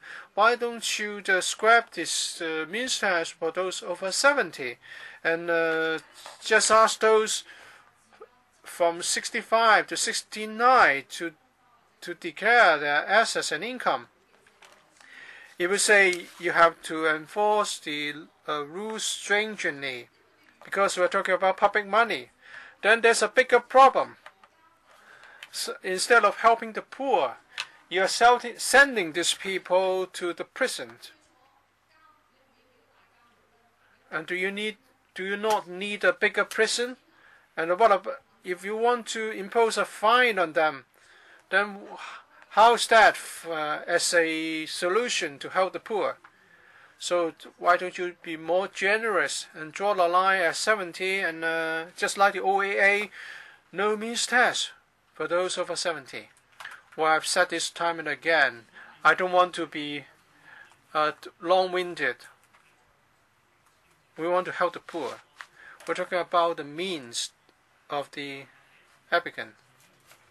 Actually, the means test for those OA recipients between the age of 65 to 69 has been around for a long time. Mr. Leung Kok-hong, we have been receiving calls from elderly citizens. You have to pay my phone bill. Mr. Zhang, you are going to conduct random checks, so there will be checks. Well, I live in a public housing estate. If I made false declarations, I'll be caught and punished. What if you find something wrong after the random check? Are you advising people to transfer the assets to another person? Are you advising elderly parents to transfer their coffee money to their children? Why don't you transfer your money to me and I'll give you $22,000 a month? Well, I'm wrong. I shouldn't regard Mr. Cheung as my father. If you cannot clarify this point, you should be held accountable. I know Mr. C.Y. Leung is watching us over television. So, Mr. C.Y. Leung, no more tricks. You should order Mr. Matthew Zhang not to do it. You are going to meet a sticky end if you try to mess around with elderly citizens like this. Mr. Frederick Fung. Madam Chair, I have a question for the Secretary. The special OAA was in Mr. C.Y. Leung's election platform, and secondly, that there was the retirement or pension system for the elderly. That's also in his platform.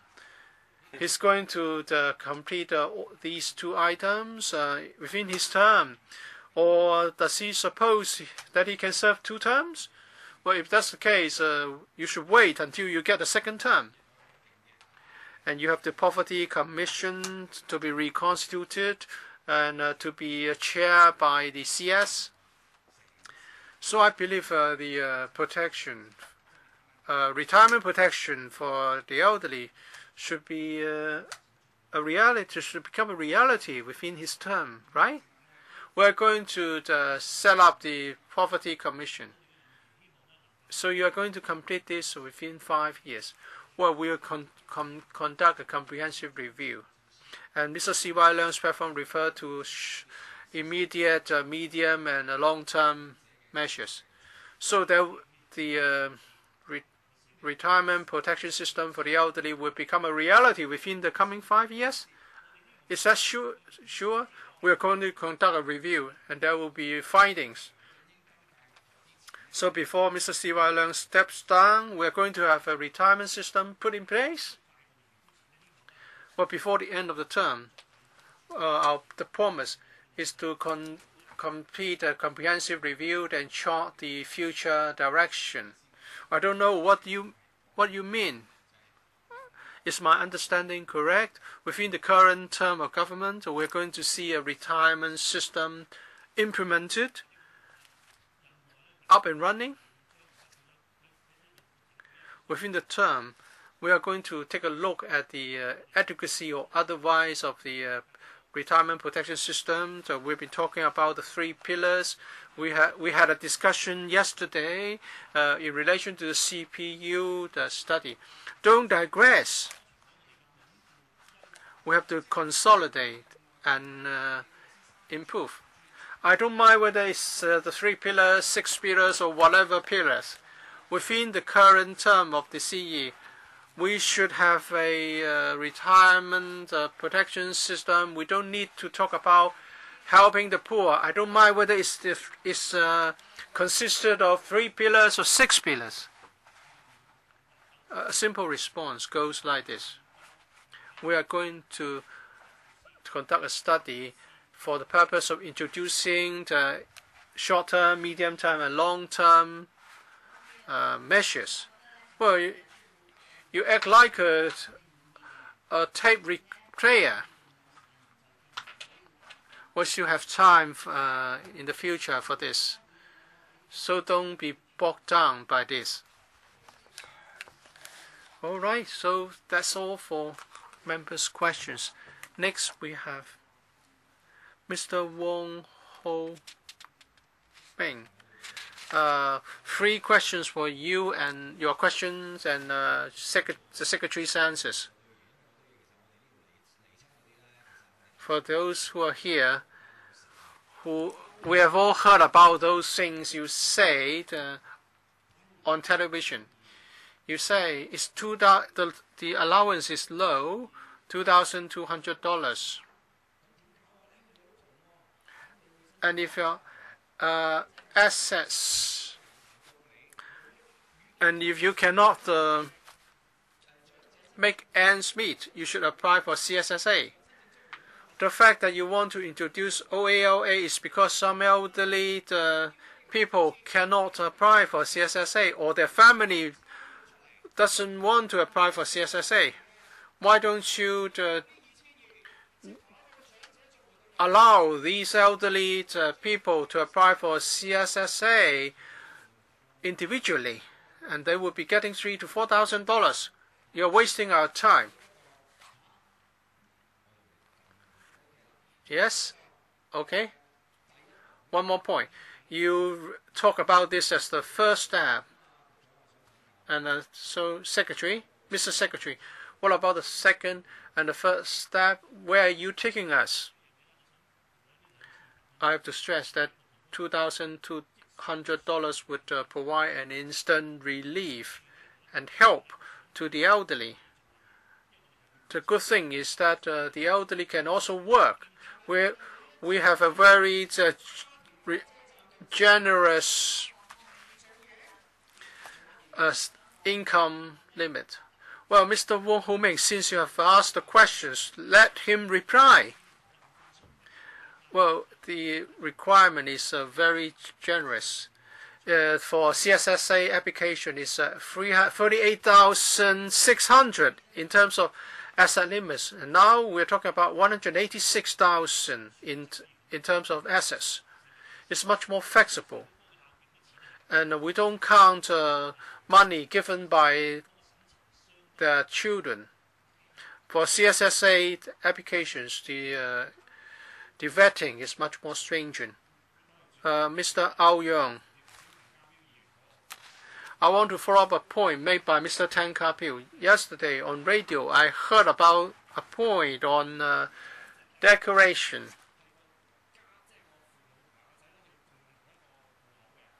If the children and the parents use a joint bank account, so there's a need to sign a form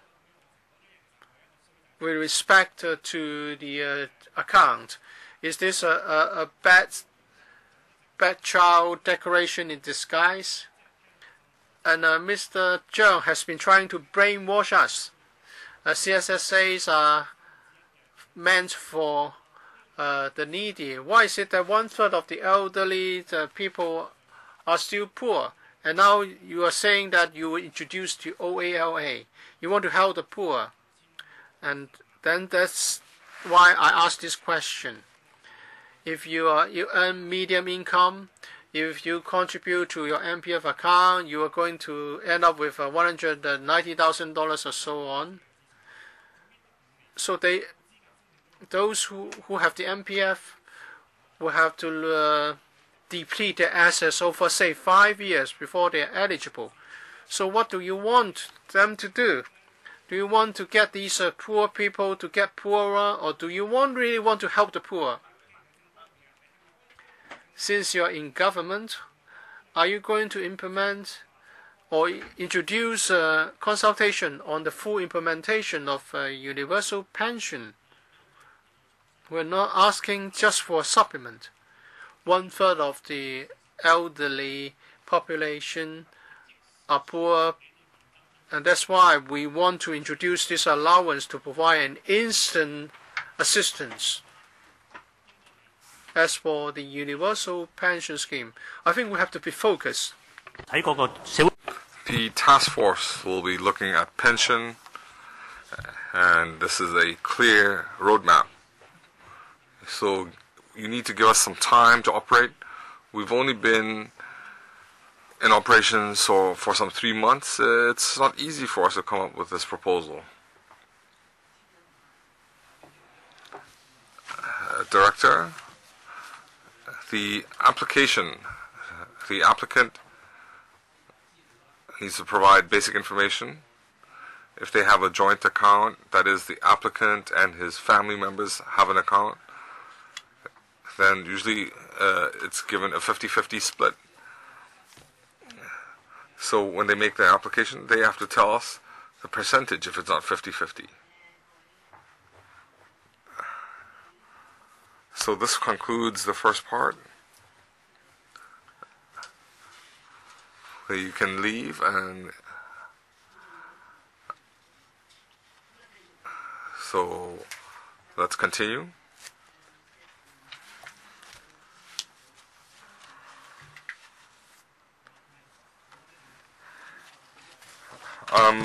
Speaking on behalf of the Federation of Women's Centers, and we want to improve the lot of women.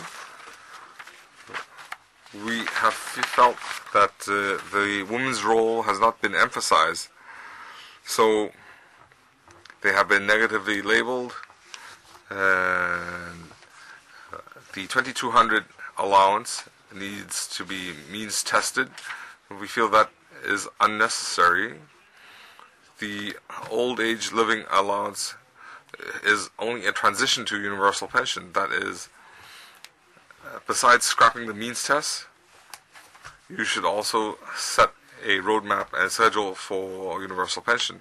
The Secretary mentioned that this is a system to help the needy, but people have said this is only an interim measure. If you need more assistance, then you should apply for CSSA. Shouldn't you be reviewing the CSSA? So, and just now you said you need a focused approach. So I feel the whole old age living allowance is not a rifle. There's disrespect. The OAA really acknowledges elderly contribution. Why would they not apply for CSSA? Because there's a negative labeling. But OAA is a recognition for the elderly. We see the OALA, initially it was ex gratia allowance, and then it's an allowance to help the needy. The statistics from Hong Kong, 90% of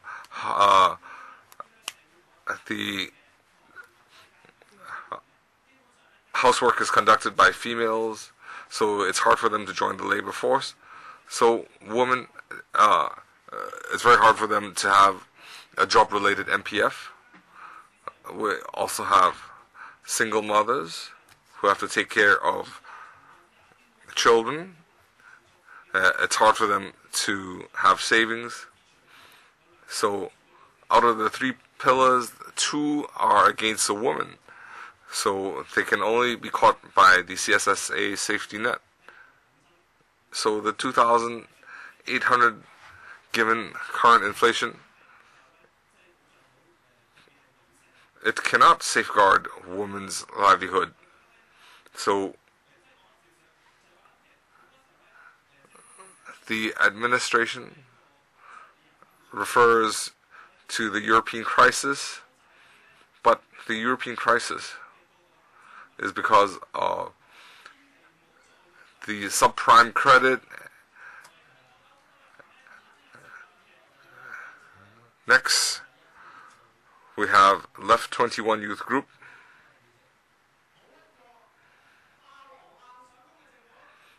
This is a government that rides roughshod. They will implement first and review later. The ex gratia allowance political show, where it is led by the CE. They now want to rename the allowance as a OALA. There's no respect for the elderly. Then the administration is trying to mislead the public. So even if all the assets are investigated, the 2,200 is insufficient for an elderly to live in dignity for 1 month. The government refers to 3 pillars: MPF, old age allowance, and personal savings, and CSSA. Those are not reliable. I think before we had MPF, the government referred to a universal pension, and also they considered interest. And we now continue. Under the MPF system, we call for reform for the tax regime.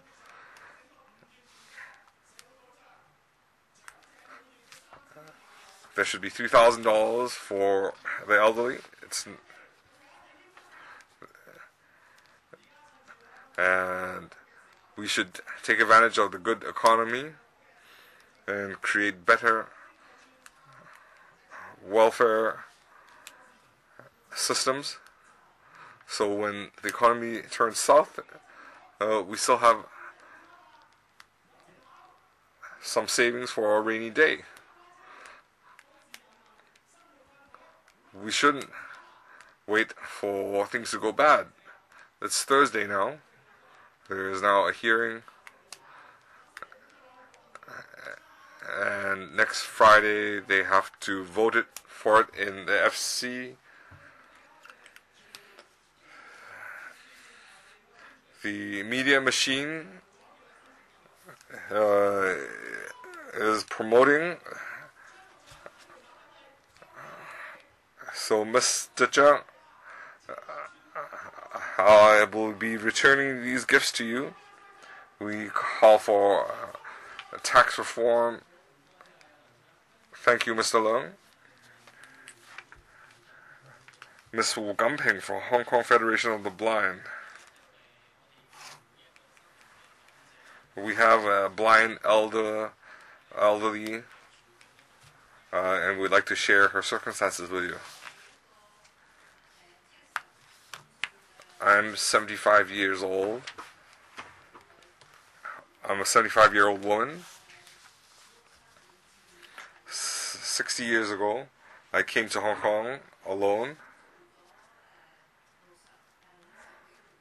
I've worked some 50-odd years, and my savings only amount to 120, 130,000. After such a long time,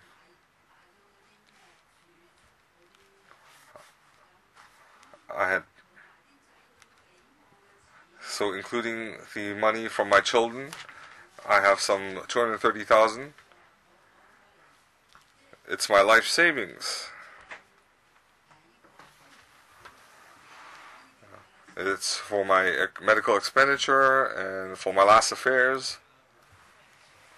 So as Ms. Wu Gumping said, she has worked more than 50 years in Hong Kong. She has some money. She has some 230,000, and every month she relies on the disability allowance of 1,395, and she relies on this money for food and medical expenditure. She doesn't dare dip into her savings. So we'd like to ask legislators and the Secretary, should she spend tens of thousands to meet the threshold? We can see that you are penalizing Wu Gumping. You are penalizing the elderly who have contributed in the last few decades. I asked her to spend the money, and she doesn't want to spend that money. So if you push through this plan, you cannot assist these elderly. There are some 150,000 receiving physical disability allowance. They are aging. There's insufficient elderly care. The bad boy letter does not safeguard their interests. The physical disability allowance doesn't help them. So the Federation of the Blind is against the means test. It does not help the needy. So we suggest the government, first of all, should scrap income and means tests. Second, should allow the elderly and disabled to apply for CSSA individually. Third, they should review the old age allowance. They should scrap the means test and allow those on disability allowance to also apply for the old age allowance. The Polytechnic University did a survey indicating 90% of the public supports universal pension. So please do not repeat your refrain that there's no consensus, that there's a three-pillar. The Hong Kong Christian Institute, Mr. Tang Wing Fai. We've been screaming ourselves hoarse in the course of the afternoon. This is a ridiculous hearing. There's a vote tomorrow, and so how effective is this hearing in gauging the public's views? We're just here to perform a political show. But if we don't attend, it would be against our conscience as well. So to put it simply, this policy does not respect the old because there's a means test. It does not assist the needy because it's insufficient. So under this policy, besides on playing with words, they've now developed it into a policy art. What they do is not what they say. And this is actually very intimidating. Would the education policy be not to educate? Would a medical policy not be to heal the sick?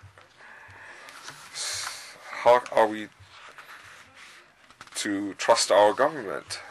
It's immoral. These immoral acts are highlighted in your policy document.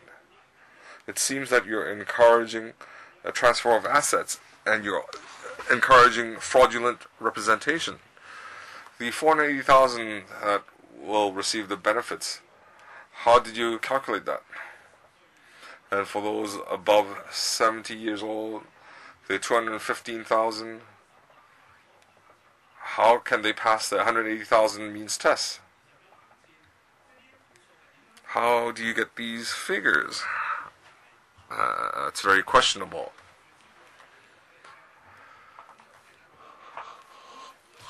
So if you're encouraging misrepresentation, then what kind of society is this? You're encouraging people to lie, to not disclose your honest side.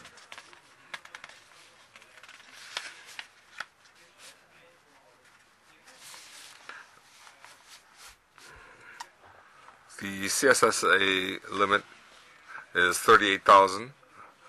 The old age living allowance asset limit is 180,000. So how many people are caught in between? We don't know. Will the government run out of money?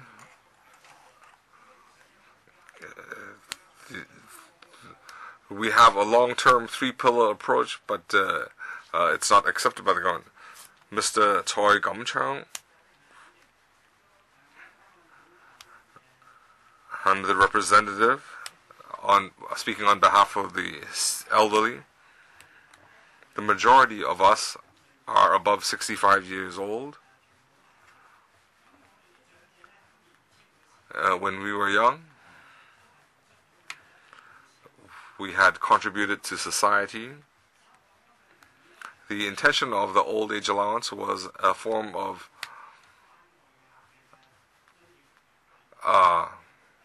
respect for the elderly, but the government wants to change that. Every month they want to disperse an ex gratia allowance of 2,200. The original OAA would add a little bit. I think that's problematic. In dispersing the ex gratia allowance, those between 65 and 70 and those above 70 will have to undergo a means test. 審查咁嗰個資產審查咧，我覺得係相當唔。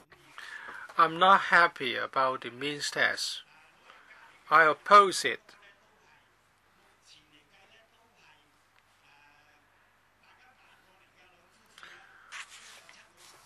Well, we have elderly couples who have endured hardship for so many years. But if they are a couple and they live to a ripe old age, in their twilight years, they still have to subject to the means test. Since you have worked for so long, they tend to have some money reserved, some coffin money, so that funeral wouldn't be on their children. And if you have $100,000 or so, it's not sufficient to buy you a place in the columbarium.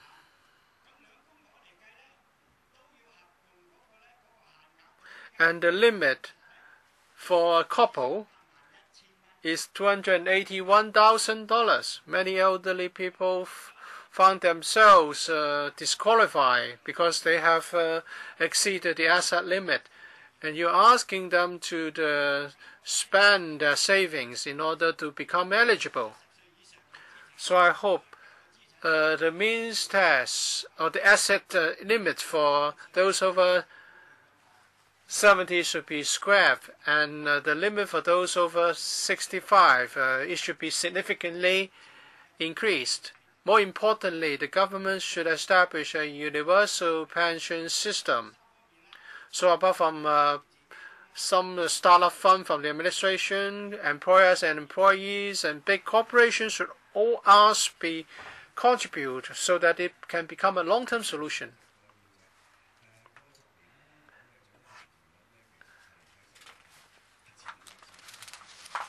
Well, we are leading in terms of poverty among the elderly in the world.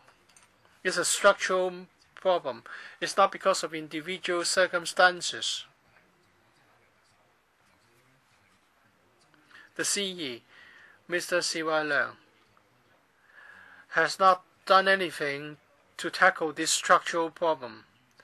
The controversy surrounding this is because of the promise made during the election, 2,200 vis-a-vis 3,000. And there's no way he can backtrack. So all of a sudden, well, because of pressure from the community saying that we should tackle elderly poverty, and the administration then changed the name, calling it OALA, and tried to rationalize a different approach. This is not reasonable. But this is just a piecemeal measure. Whether you call it OALA or OAA, it's not going to solve the structural problem. The government also refused to tackle the problem more reasonably, such as by the introduction of a universal pension.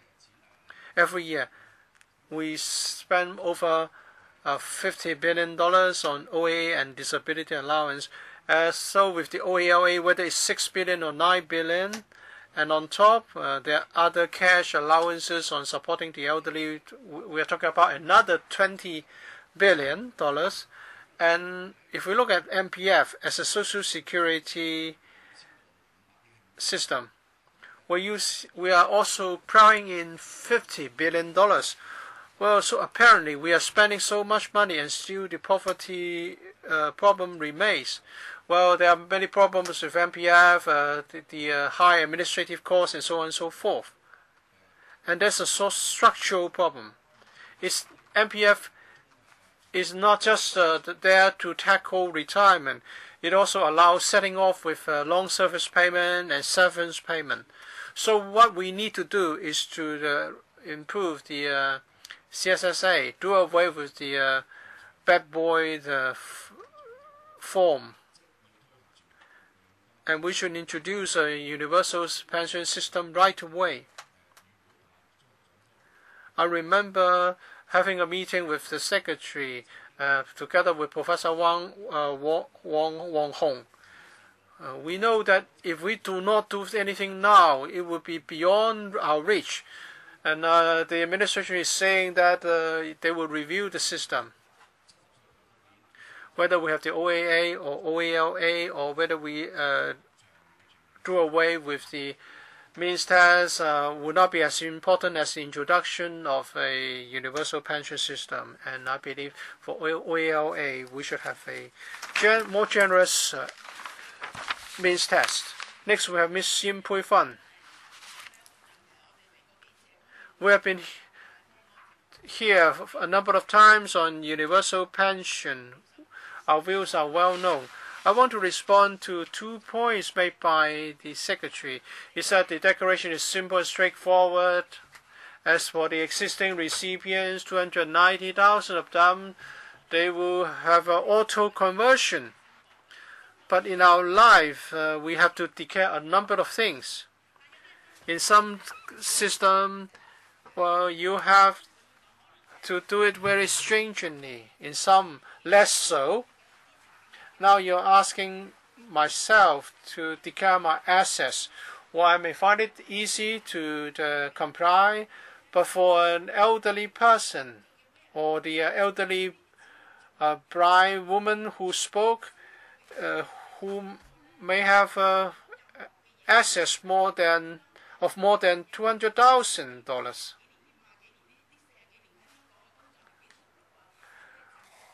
Well, they have been unable to make a lot of money. If you assess people's worth by the assets they hold, they may be rather worthless after working for decades.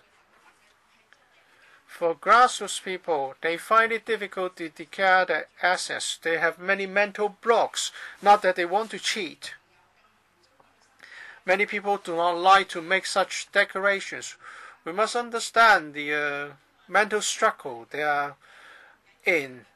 So the Secretary also says there will be a task force led by the Chief Secretary, and that will lead to solutions.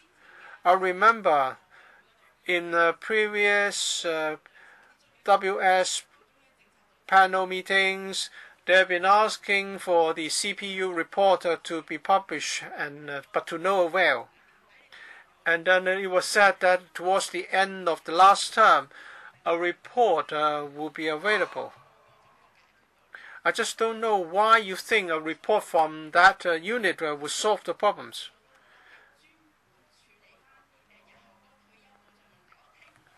I hope the task force would be able to solve the long-term problem. I just don't know whether the task force would just be like the CPU, and in the future we are going to see the same people coming back to launch the same complaints. It's said that some people support the means test to make sure that the money is well spent. But we heard from the news, and we know why the Pandemocrats are asking for more, because they want a long-term strategy instead of piecemeal solutions. Without a long-term strategy, the problems faced by the grassroots will not be solved, and at the end of the day, the middle class will have to foot the bill. I just don't think piecemeal solutions are going to help. Next, we have Mr. Choi Yat-kung, Vice Chairman from Government Model 1 Staff General Union. Well, the means test is an enemy to our working population.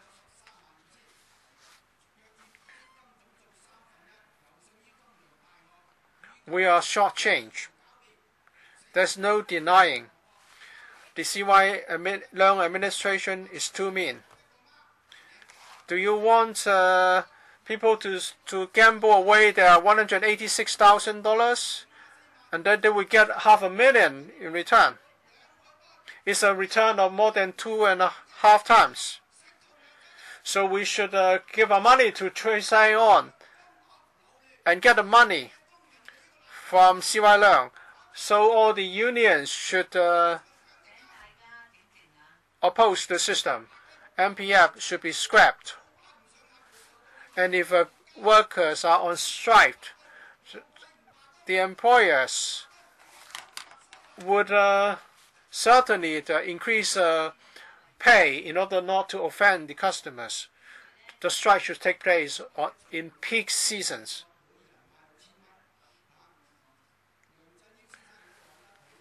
I think everyone should get $6,000. Mr. CY Leung should also say that this is for the long term. This is not one-off. Mr. CY Leung is a CE. We should listen to Mr. CY Leung. Mr. Matthew Chung is not the CE. We should listen to him. up to the year 2039. We're talking about a total of $1 trillion. This is a long-term planning.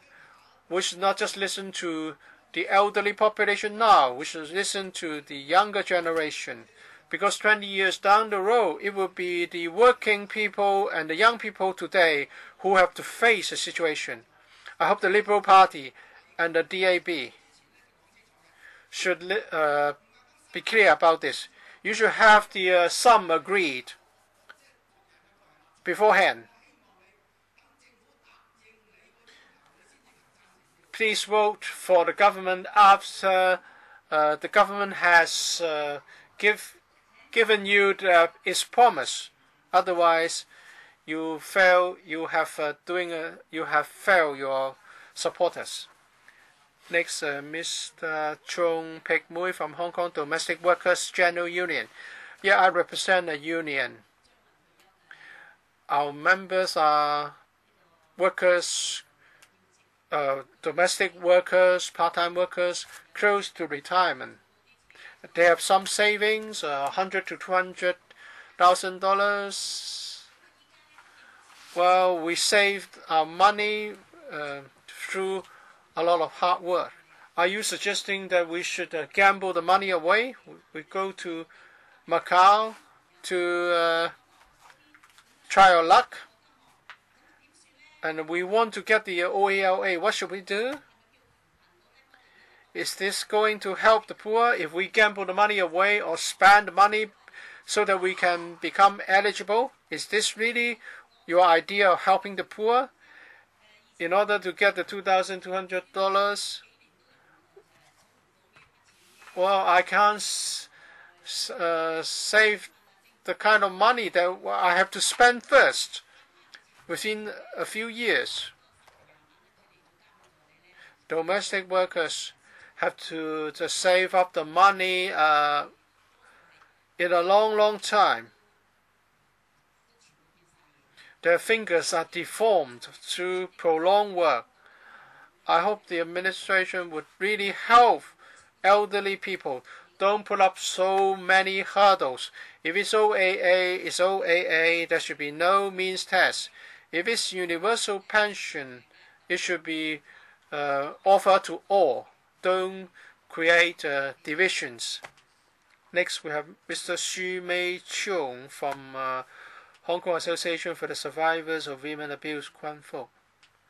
Our members are usually single parents, single mothers. Our members suffer from a lot of hardship. We have children. We do not recover as much like those in normal families. We are home carers. We bring up our children. What do we have after that? We have no pillar to support us, not 3 pillars, not even 1. We don't have MPF, we have no savings. When we want to re-enter the labor market, Madam Chair, you know the situation grassroots people can hold. We are cleaners,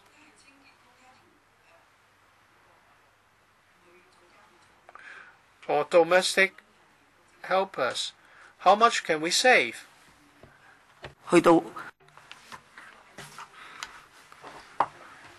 So when we're caught in the safety net, we still have to rely on the government. The government has to subsidize our children. I'm sitting here, I'm has a chronic disease patient. My daughter cannot support me. So are we looking at intra-generational poverty?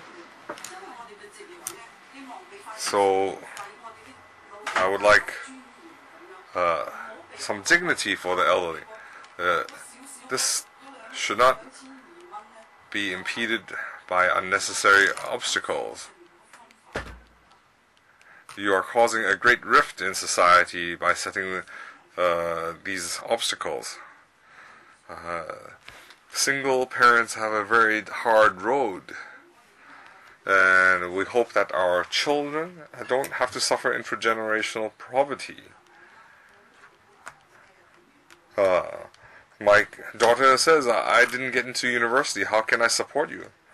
We don't want all our children to sign the bad boy letter, so you should return some dignity to our elderly. You shouldn't. Not everybody wants to be caught by the safety net. Not everybody wants to apply for CSSA. That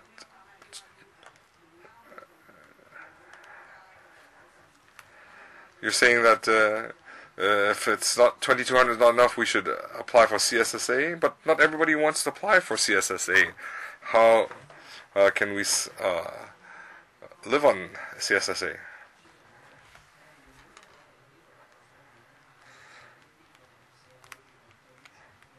I would like to respond on the means testing, but I would like to respond some observations.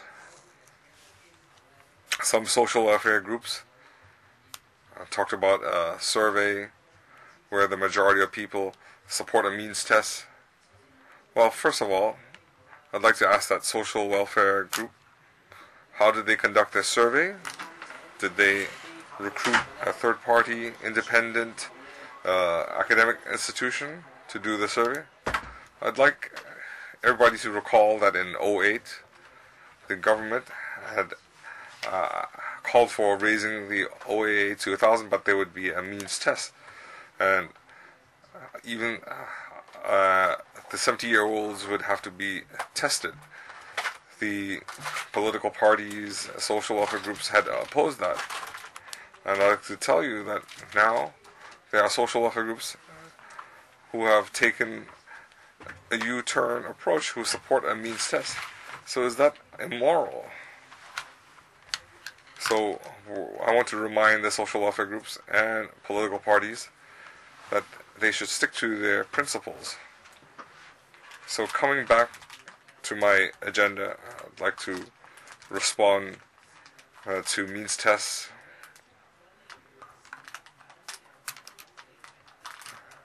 We find that means tests is problematic. First of all, the means test will divide society. Whenever you draw a line, some people can receive and some people won't receive the allowance. There's a labeling effect. So a lot of elderly who might be needy might not apply for it. We have expensive administration expense, and it penalizes those who save money. It's natural to save money, but creating a means test, you're penalizing them. So for those who worked hard half their lives, there shouldn't be a means test. Well, the government says there's no consensus, but the Polytech had conducted a survey. 75% of the public opposed to the means test, and some 90% of the public support a universal pension. This is a public survey by an academic institution. So to summarize, I have three proposals. The government should have universal pension, a roadmap, a timetable. Second, legislators should stand firm. And third, there should be universal pension.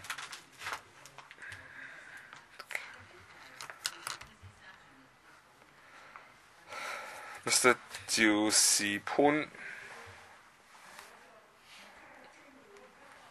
I'm 86. I don't see whether I'll live to see universal pension.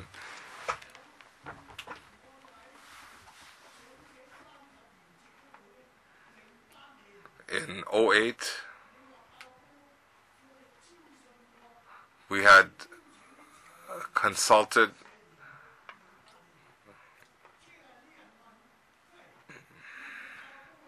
people had asked, is the money enough?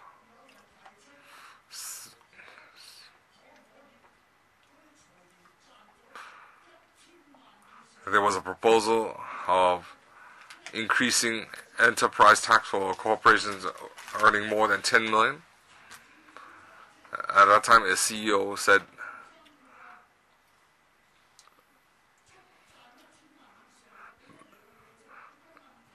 there's no problem in an extra 1 or 2% if you earn more than 10 million.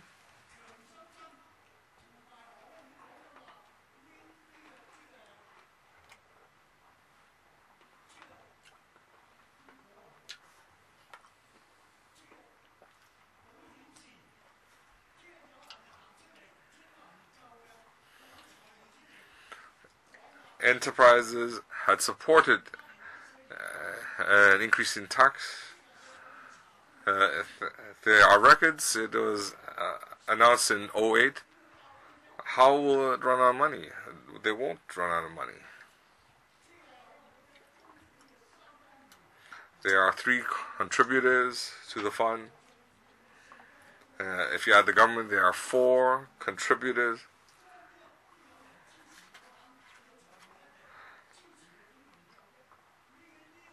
There is corporate support. So the universal pension is sustainable. I'm very agitated now. I've been a volunteer for more than a decade.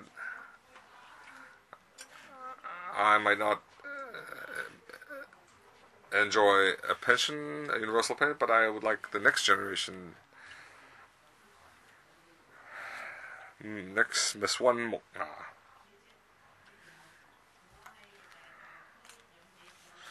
I'm a representative of the elderly in old districts. I'd like to talk about the old age allowance. C.Y. Leung mentioned 2200 non-means tests. Now it's repackaged as an old age living allowance.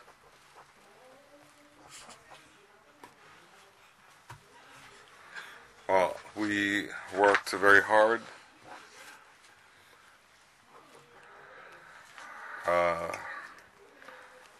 So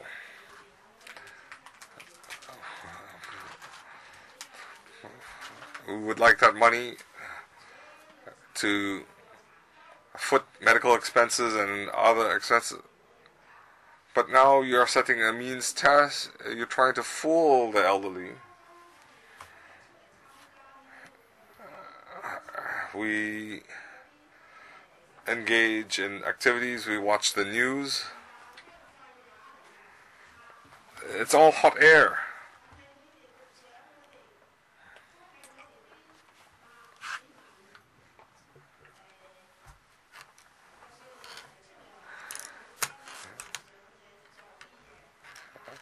Your remuneration comes from our tax contributions. I would like universal pension. There shouldn't be a means test.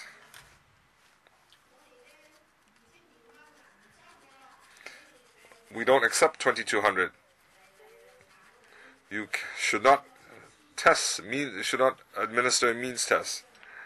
You should respect the elderly. They should not be investigated. We have dignity. Thank you.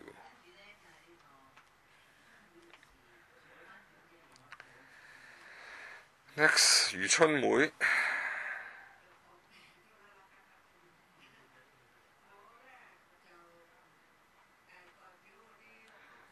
I represent elderly.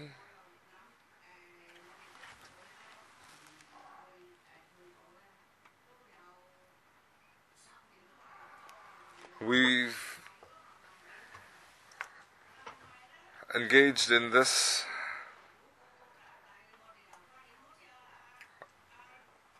campaign for more than 10 years. Mr. Matthew Chung has been leading us down a garden path.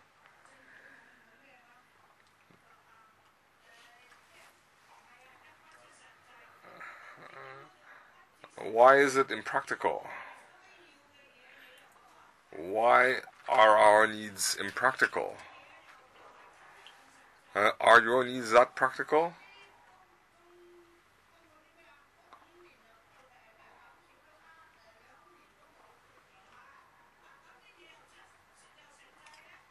So the MPF is practical.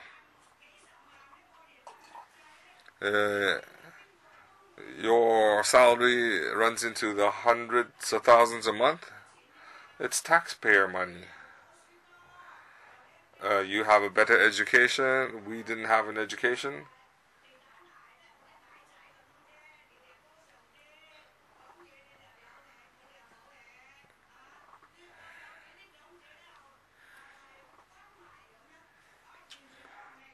You treat the elderly like ants. But we do listen to news, overseas news. We listen to the presidential elections overseas.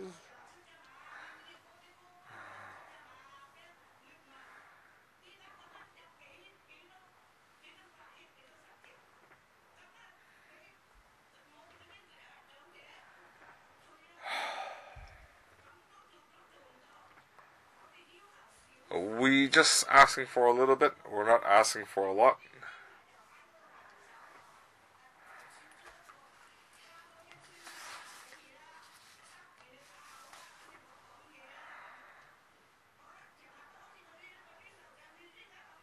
You're treating us like kids.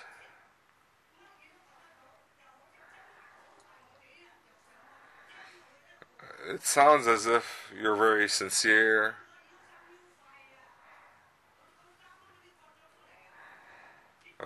But your actions are heartbreaking.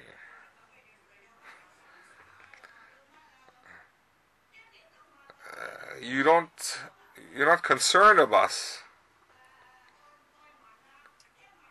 You refer to public opinion, but when did you listen to public opinion? We heard you. Thank you. Mr. Ng-Kin-Wen, Grassroots Development Center Committee member.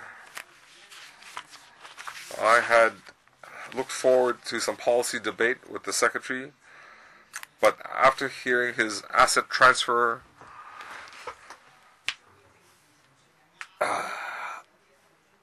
he has now forfeited his political credibility.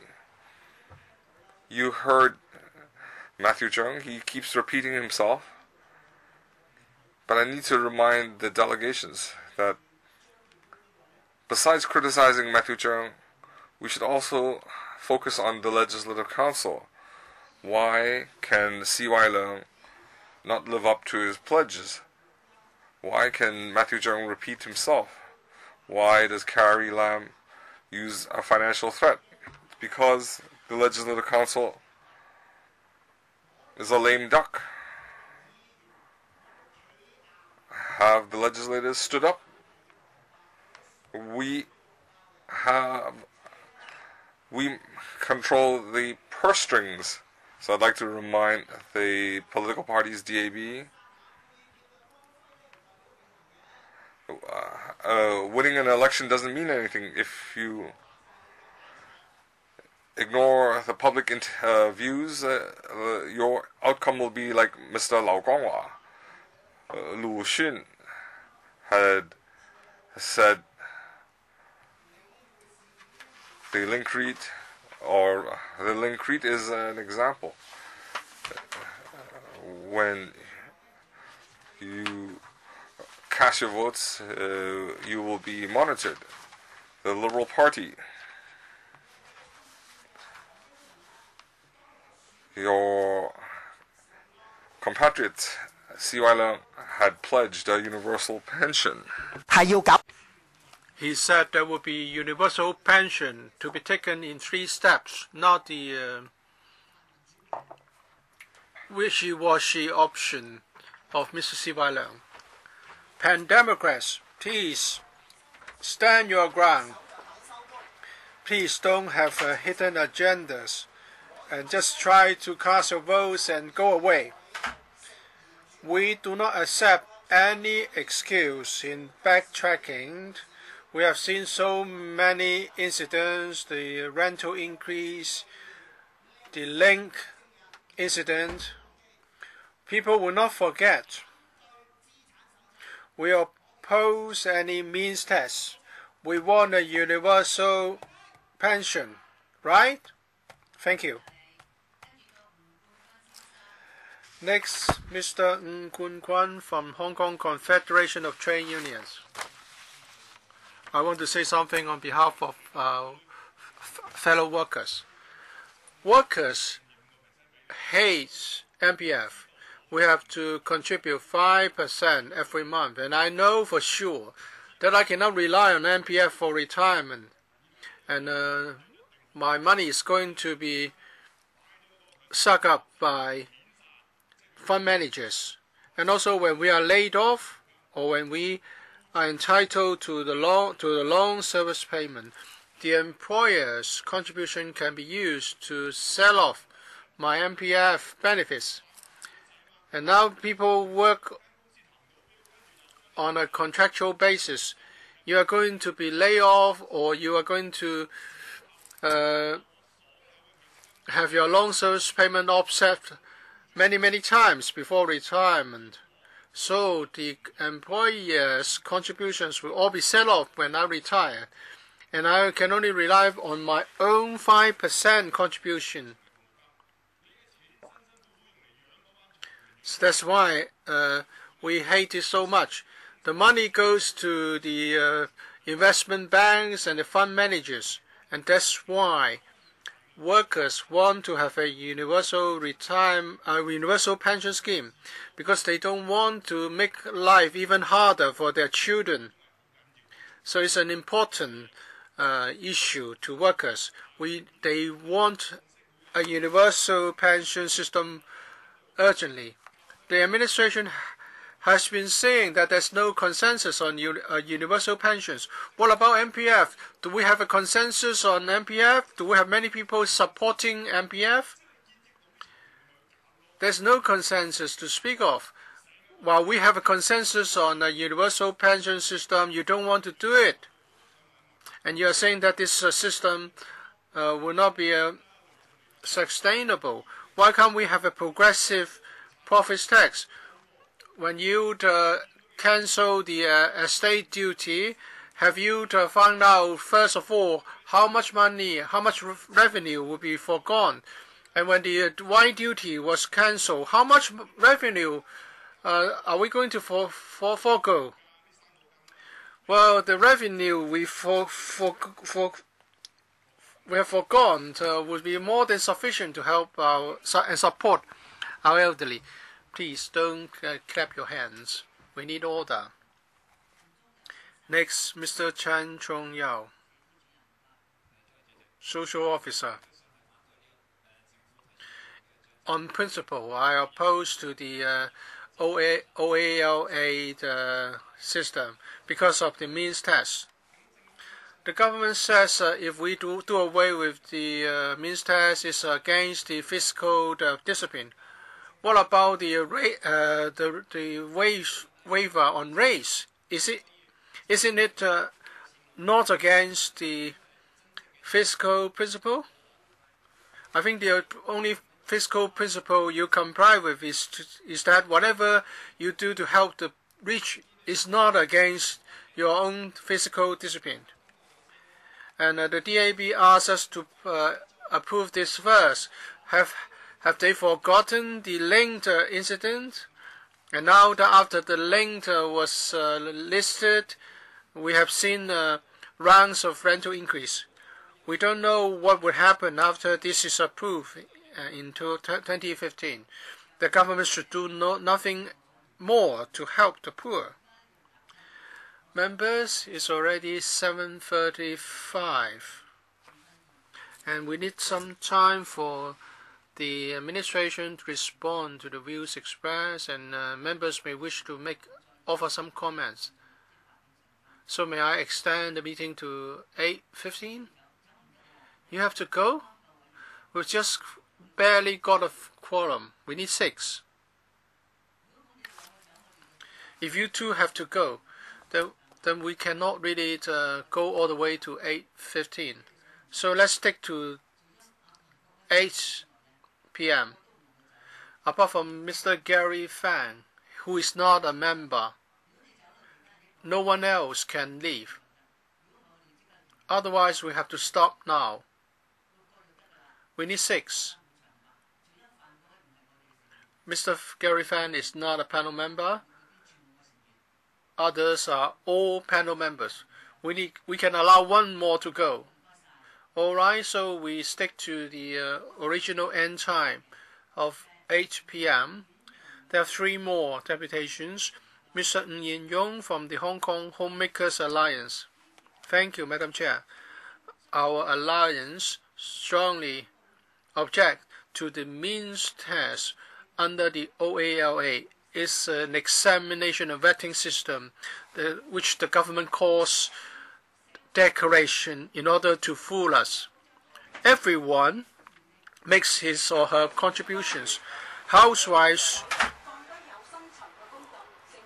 cannot work full-time jobs and become unpaid home carers. They also make contributions by bringing up their children and caring for the families. They have no retirement protection. This is just not fair.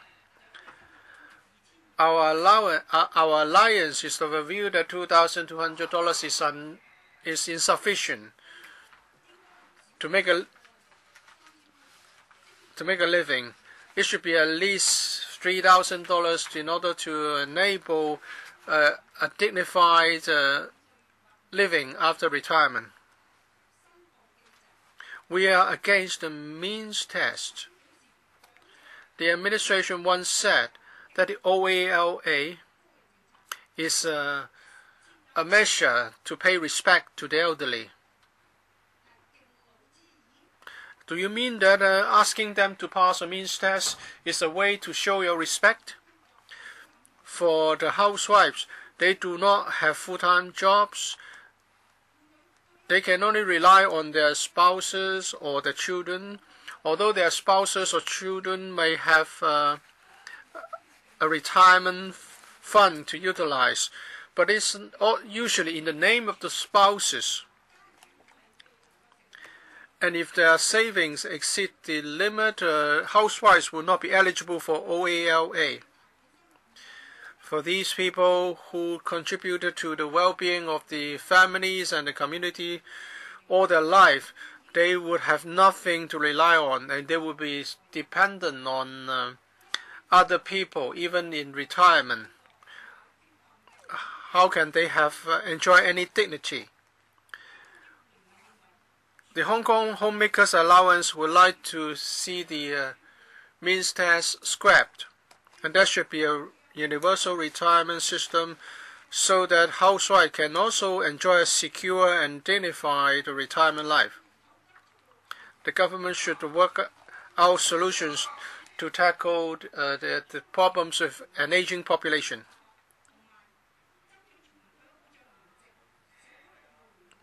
Various organizations have conducted opinion polls, including the Alliance, the Hong Kong Poly Universities. They all point to the same thing, and that is the universal retirement system is the long-term solution we should opt for. Next, we have Mr. Fong Ka-yin from Youth Concerned Elderly Poverty Issue Association. Well, I represent a youth concerned group. I cannot say I represent all the young people in Hong Kong. Well, we thought that Mr. C.Y. Leung was mean to the post-80s generation, but it seems that he's equally mean to the elderly. This morning I received a phone call from an elderly person in Tin Shui Wai asking me how he can apply for the OALA. I asked about his age. He said 80s. And I asked whether he is on CSSA or OAA. I did not want to cheat him and claim that it's easy. After talking to the elderly man, in my mind, I have this picture. The Social Welfare Department's API claiming that it's a simple and straightforward application process. You are cheating people. As a social worker in an NGO, I find it very miserable that even social workers do not care about social justice. Mr. Ho Hei-wa, Professor Lo Chi-kong, and they have only economic efficiency in mind. I'm ashamed as a social worker.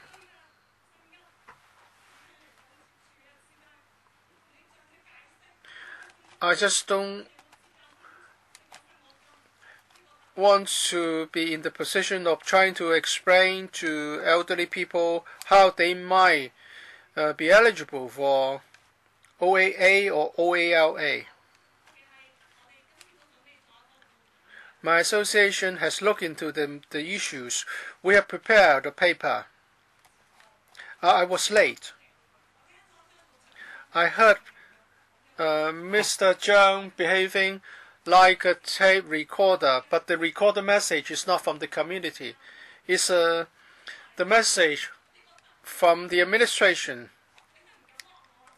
Do you have the courage to look into my eye? I would say this system only stir up social division. According to the scholar, Mr. Yves Silfai and Mr. David Webb from the financial system. Sorry, I need more time. They are in support of the means test, but the more you do this, the more poverty we're going to see. Oh, sorry, we have to end here. Noted, we need to have roadmap and a timetable for a universal pension scheme.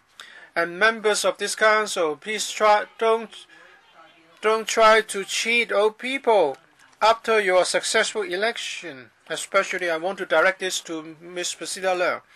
Yes, noted. We don't have any more time. So next, Mr. Lau Chia-kei from Sam Shui Po Community Association. We are a grassroots association. We have convened a number of meetings to gauge the views of elderly people. Many elderly people in my district do not support the means test. They think this would create family disputes and social division. The administration has a lot of reserve in its coffers. They can do more to alleviate the poverty gap. And there's more should be done to offer better welfare to the elderly. In order to win support, Mr. C.Y. Leung claimed in his election platform that the OAA would be increased to $2,200. Well, the elderly residents in my district were elated, but ultimately they found out that they have been cheated. And now it's renamed Age Living Allowance, and it's only meant for those in need. It's not like the OAA as a feedback and a gesture of respect. So a lot of people now distrust C.Y. Leung. Some people even think that the means test is just paving the way for scrapping the OAA altogether. We don't have universal pension. The elderly have to rely on savings. A lot of them save every penny. They would rather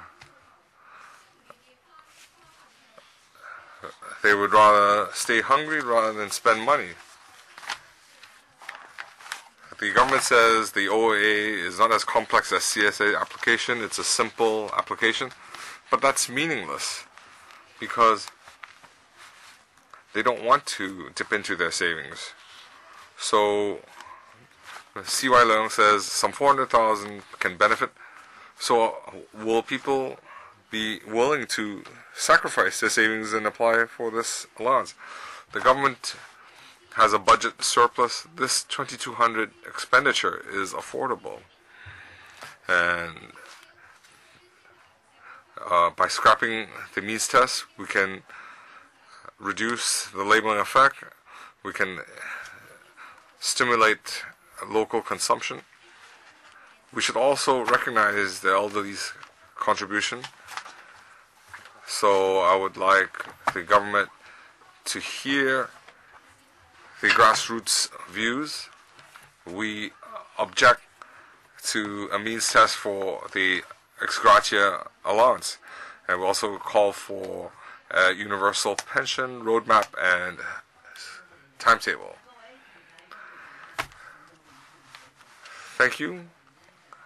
We have less than 15 minutes, so the Secretary has about 6 minutes to respond. I'd like to apologize to the deputation that cannot extend our meeting time.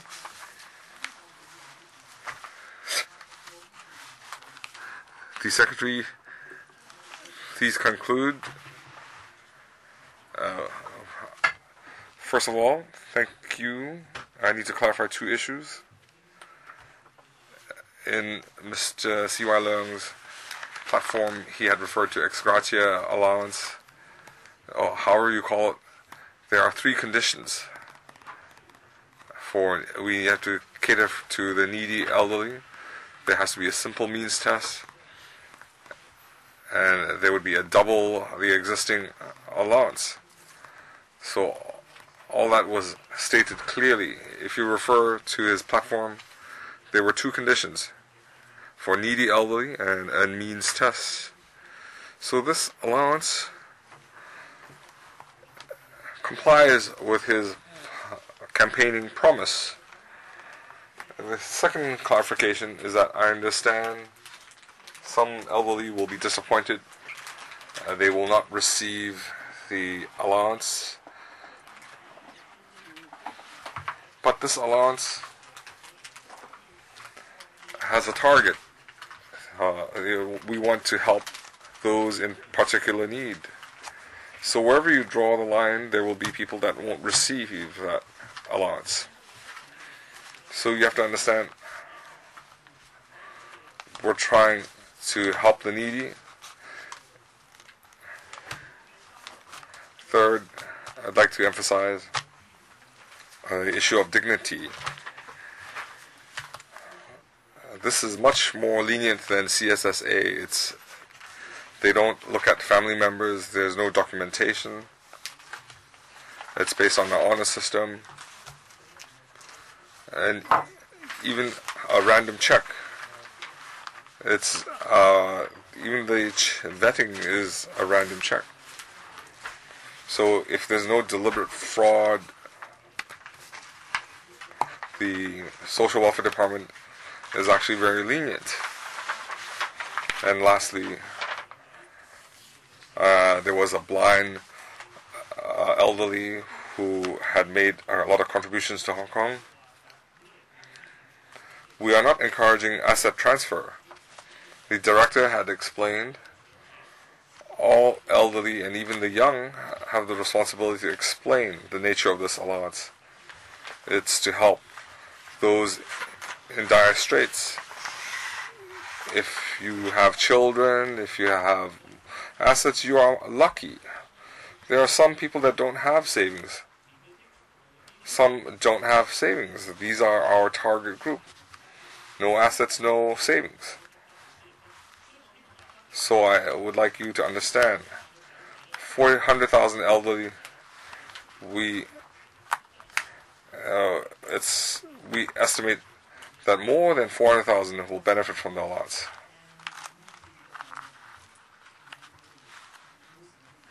I apologize for not having more time.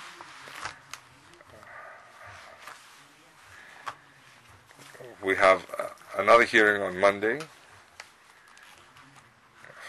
2:30 to 6 o'clock. I know you don't have enough time.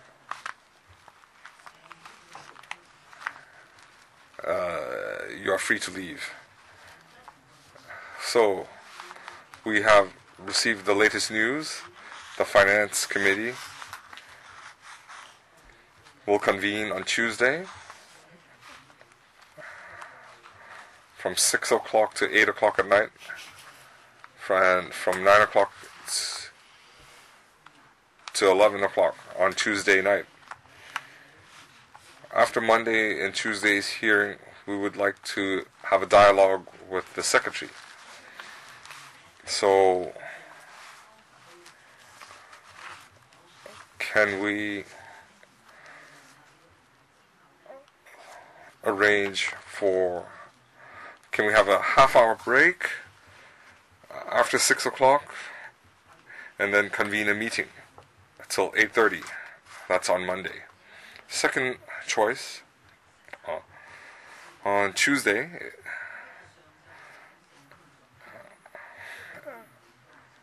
we can convene at 10:45, and we can also convene at 2:30.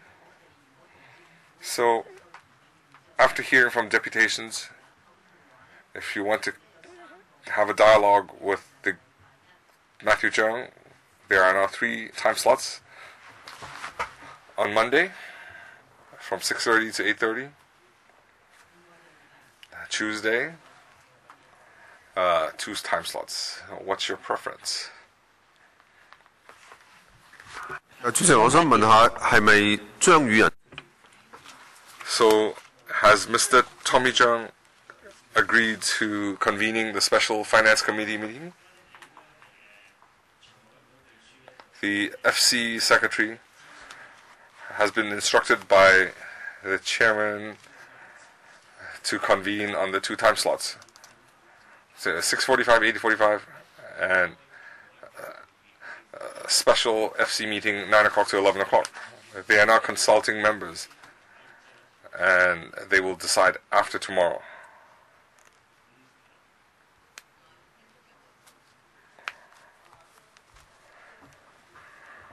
So how can we decide if Tommy Chung has not decided yet?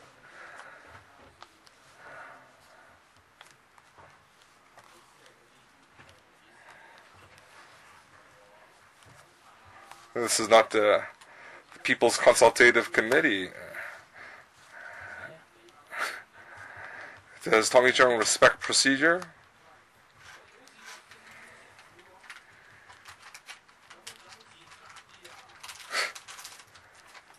We're like the government's daughter-in-law. You should have given us early notice. Matthew Chung, you created this mess. Miss Chan Yuen-han is in ill health, and she's still participating in these meetings. So what kind of fiscal discipline are you exercising? Chairman, Tommy Chung has not decided yet. In the election, he said he would be neutral. The Liberal Party said the means test ceiling should be 300,000, 500,000.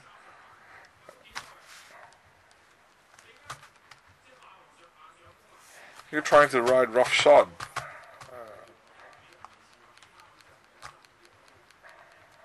We understand.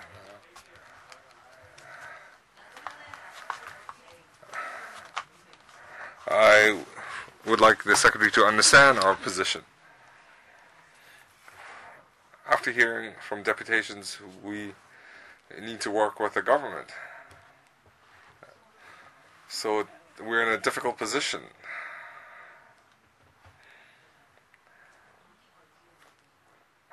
So we've heard the deputations. The administration owes us a meeting. It seems that you are reluctant to convene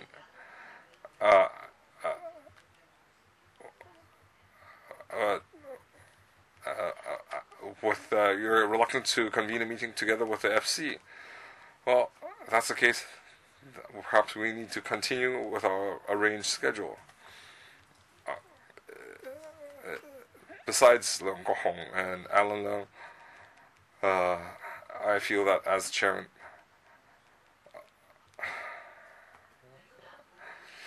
well, if there's no objection, then we'll proceed along our arranged schedule. So, Monday, we'll run our meeting from 2:30 to 6:30. We'll listen to the 50 deputations. You might, we would have to extend perhaps another 30 minutes. So we'll, as a matter of fact, the FC, whether they can convene a special meeting is uncertain. I can tell the chairman that I object. I object to the FC special meeting. The secretary says we need fiscal discipline. We also need discipline in convening meetings. Oh, why is it so chaotic? Why are we subservient to financial discipline? If you respect the exco-legical relationship, then your actions should speak louder than words. I support you, Chairman. Okay, we'll leave it at that. We'll continue. I hope the Secretary has heard us.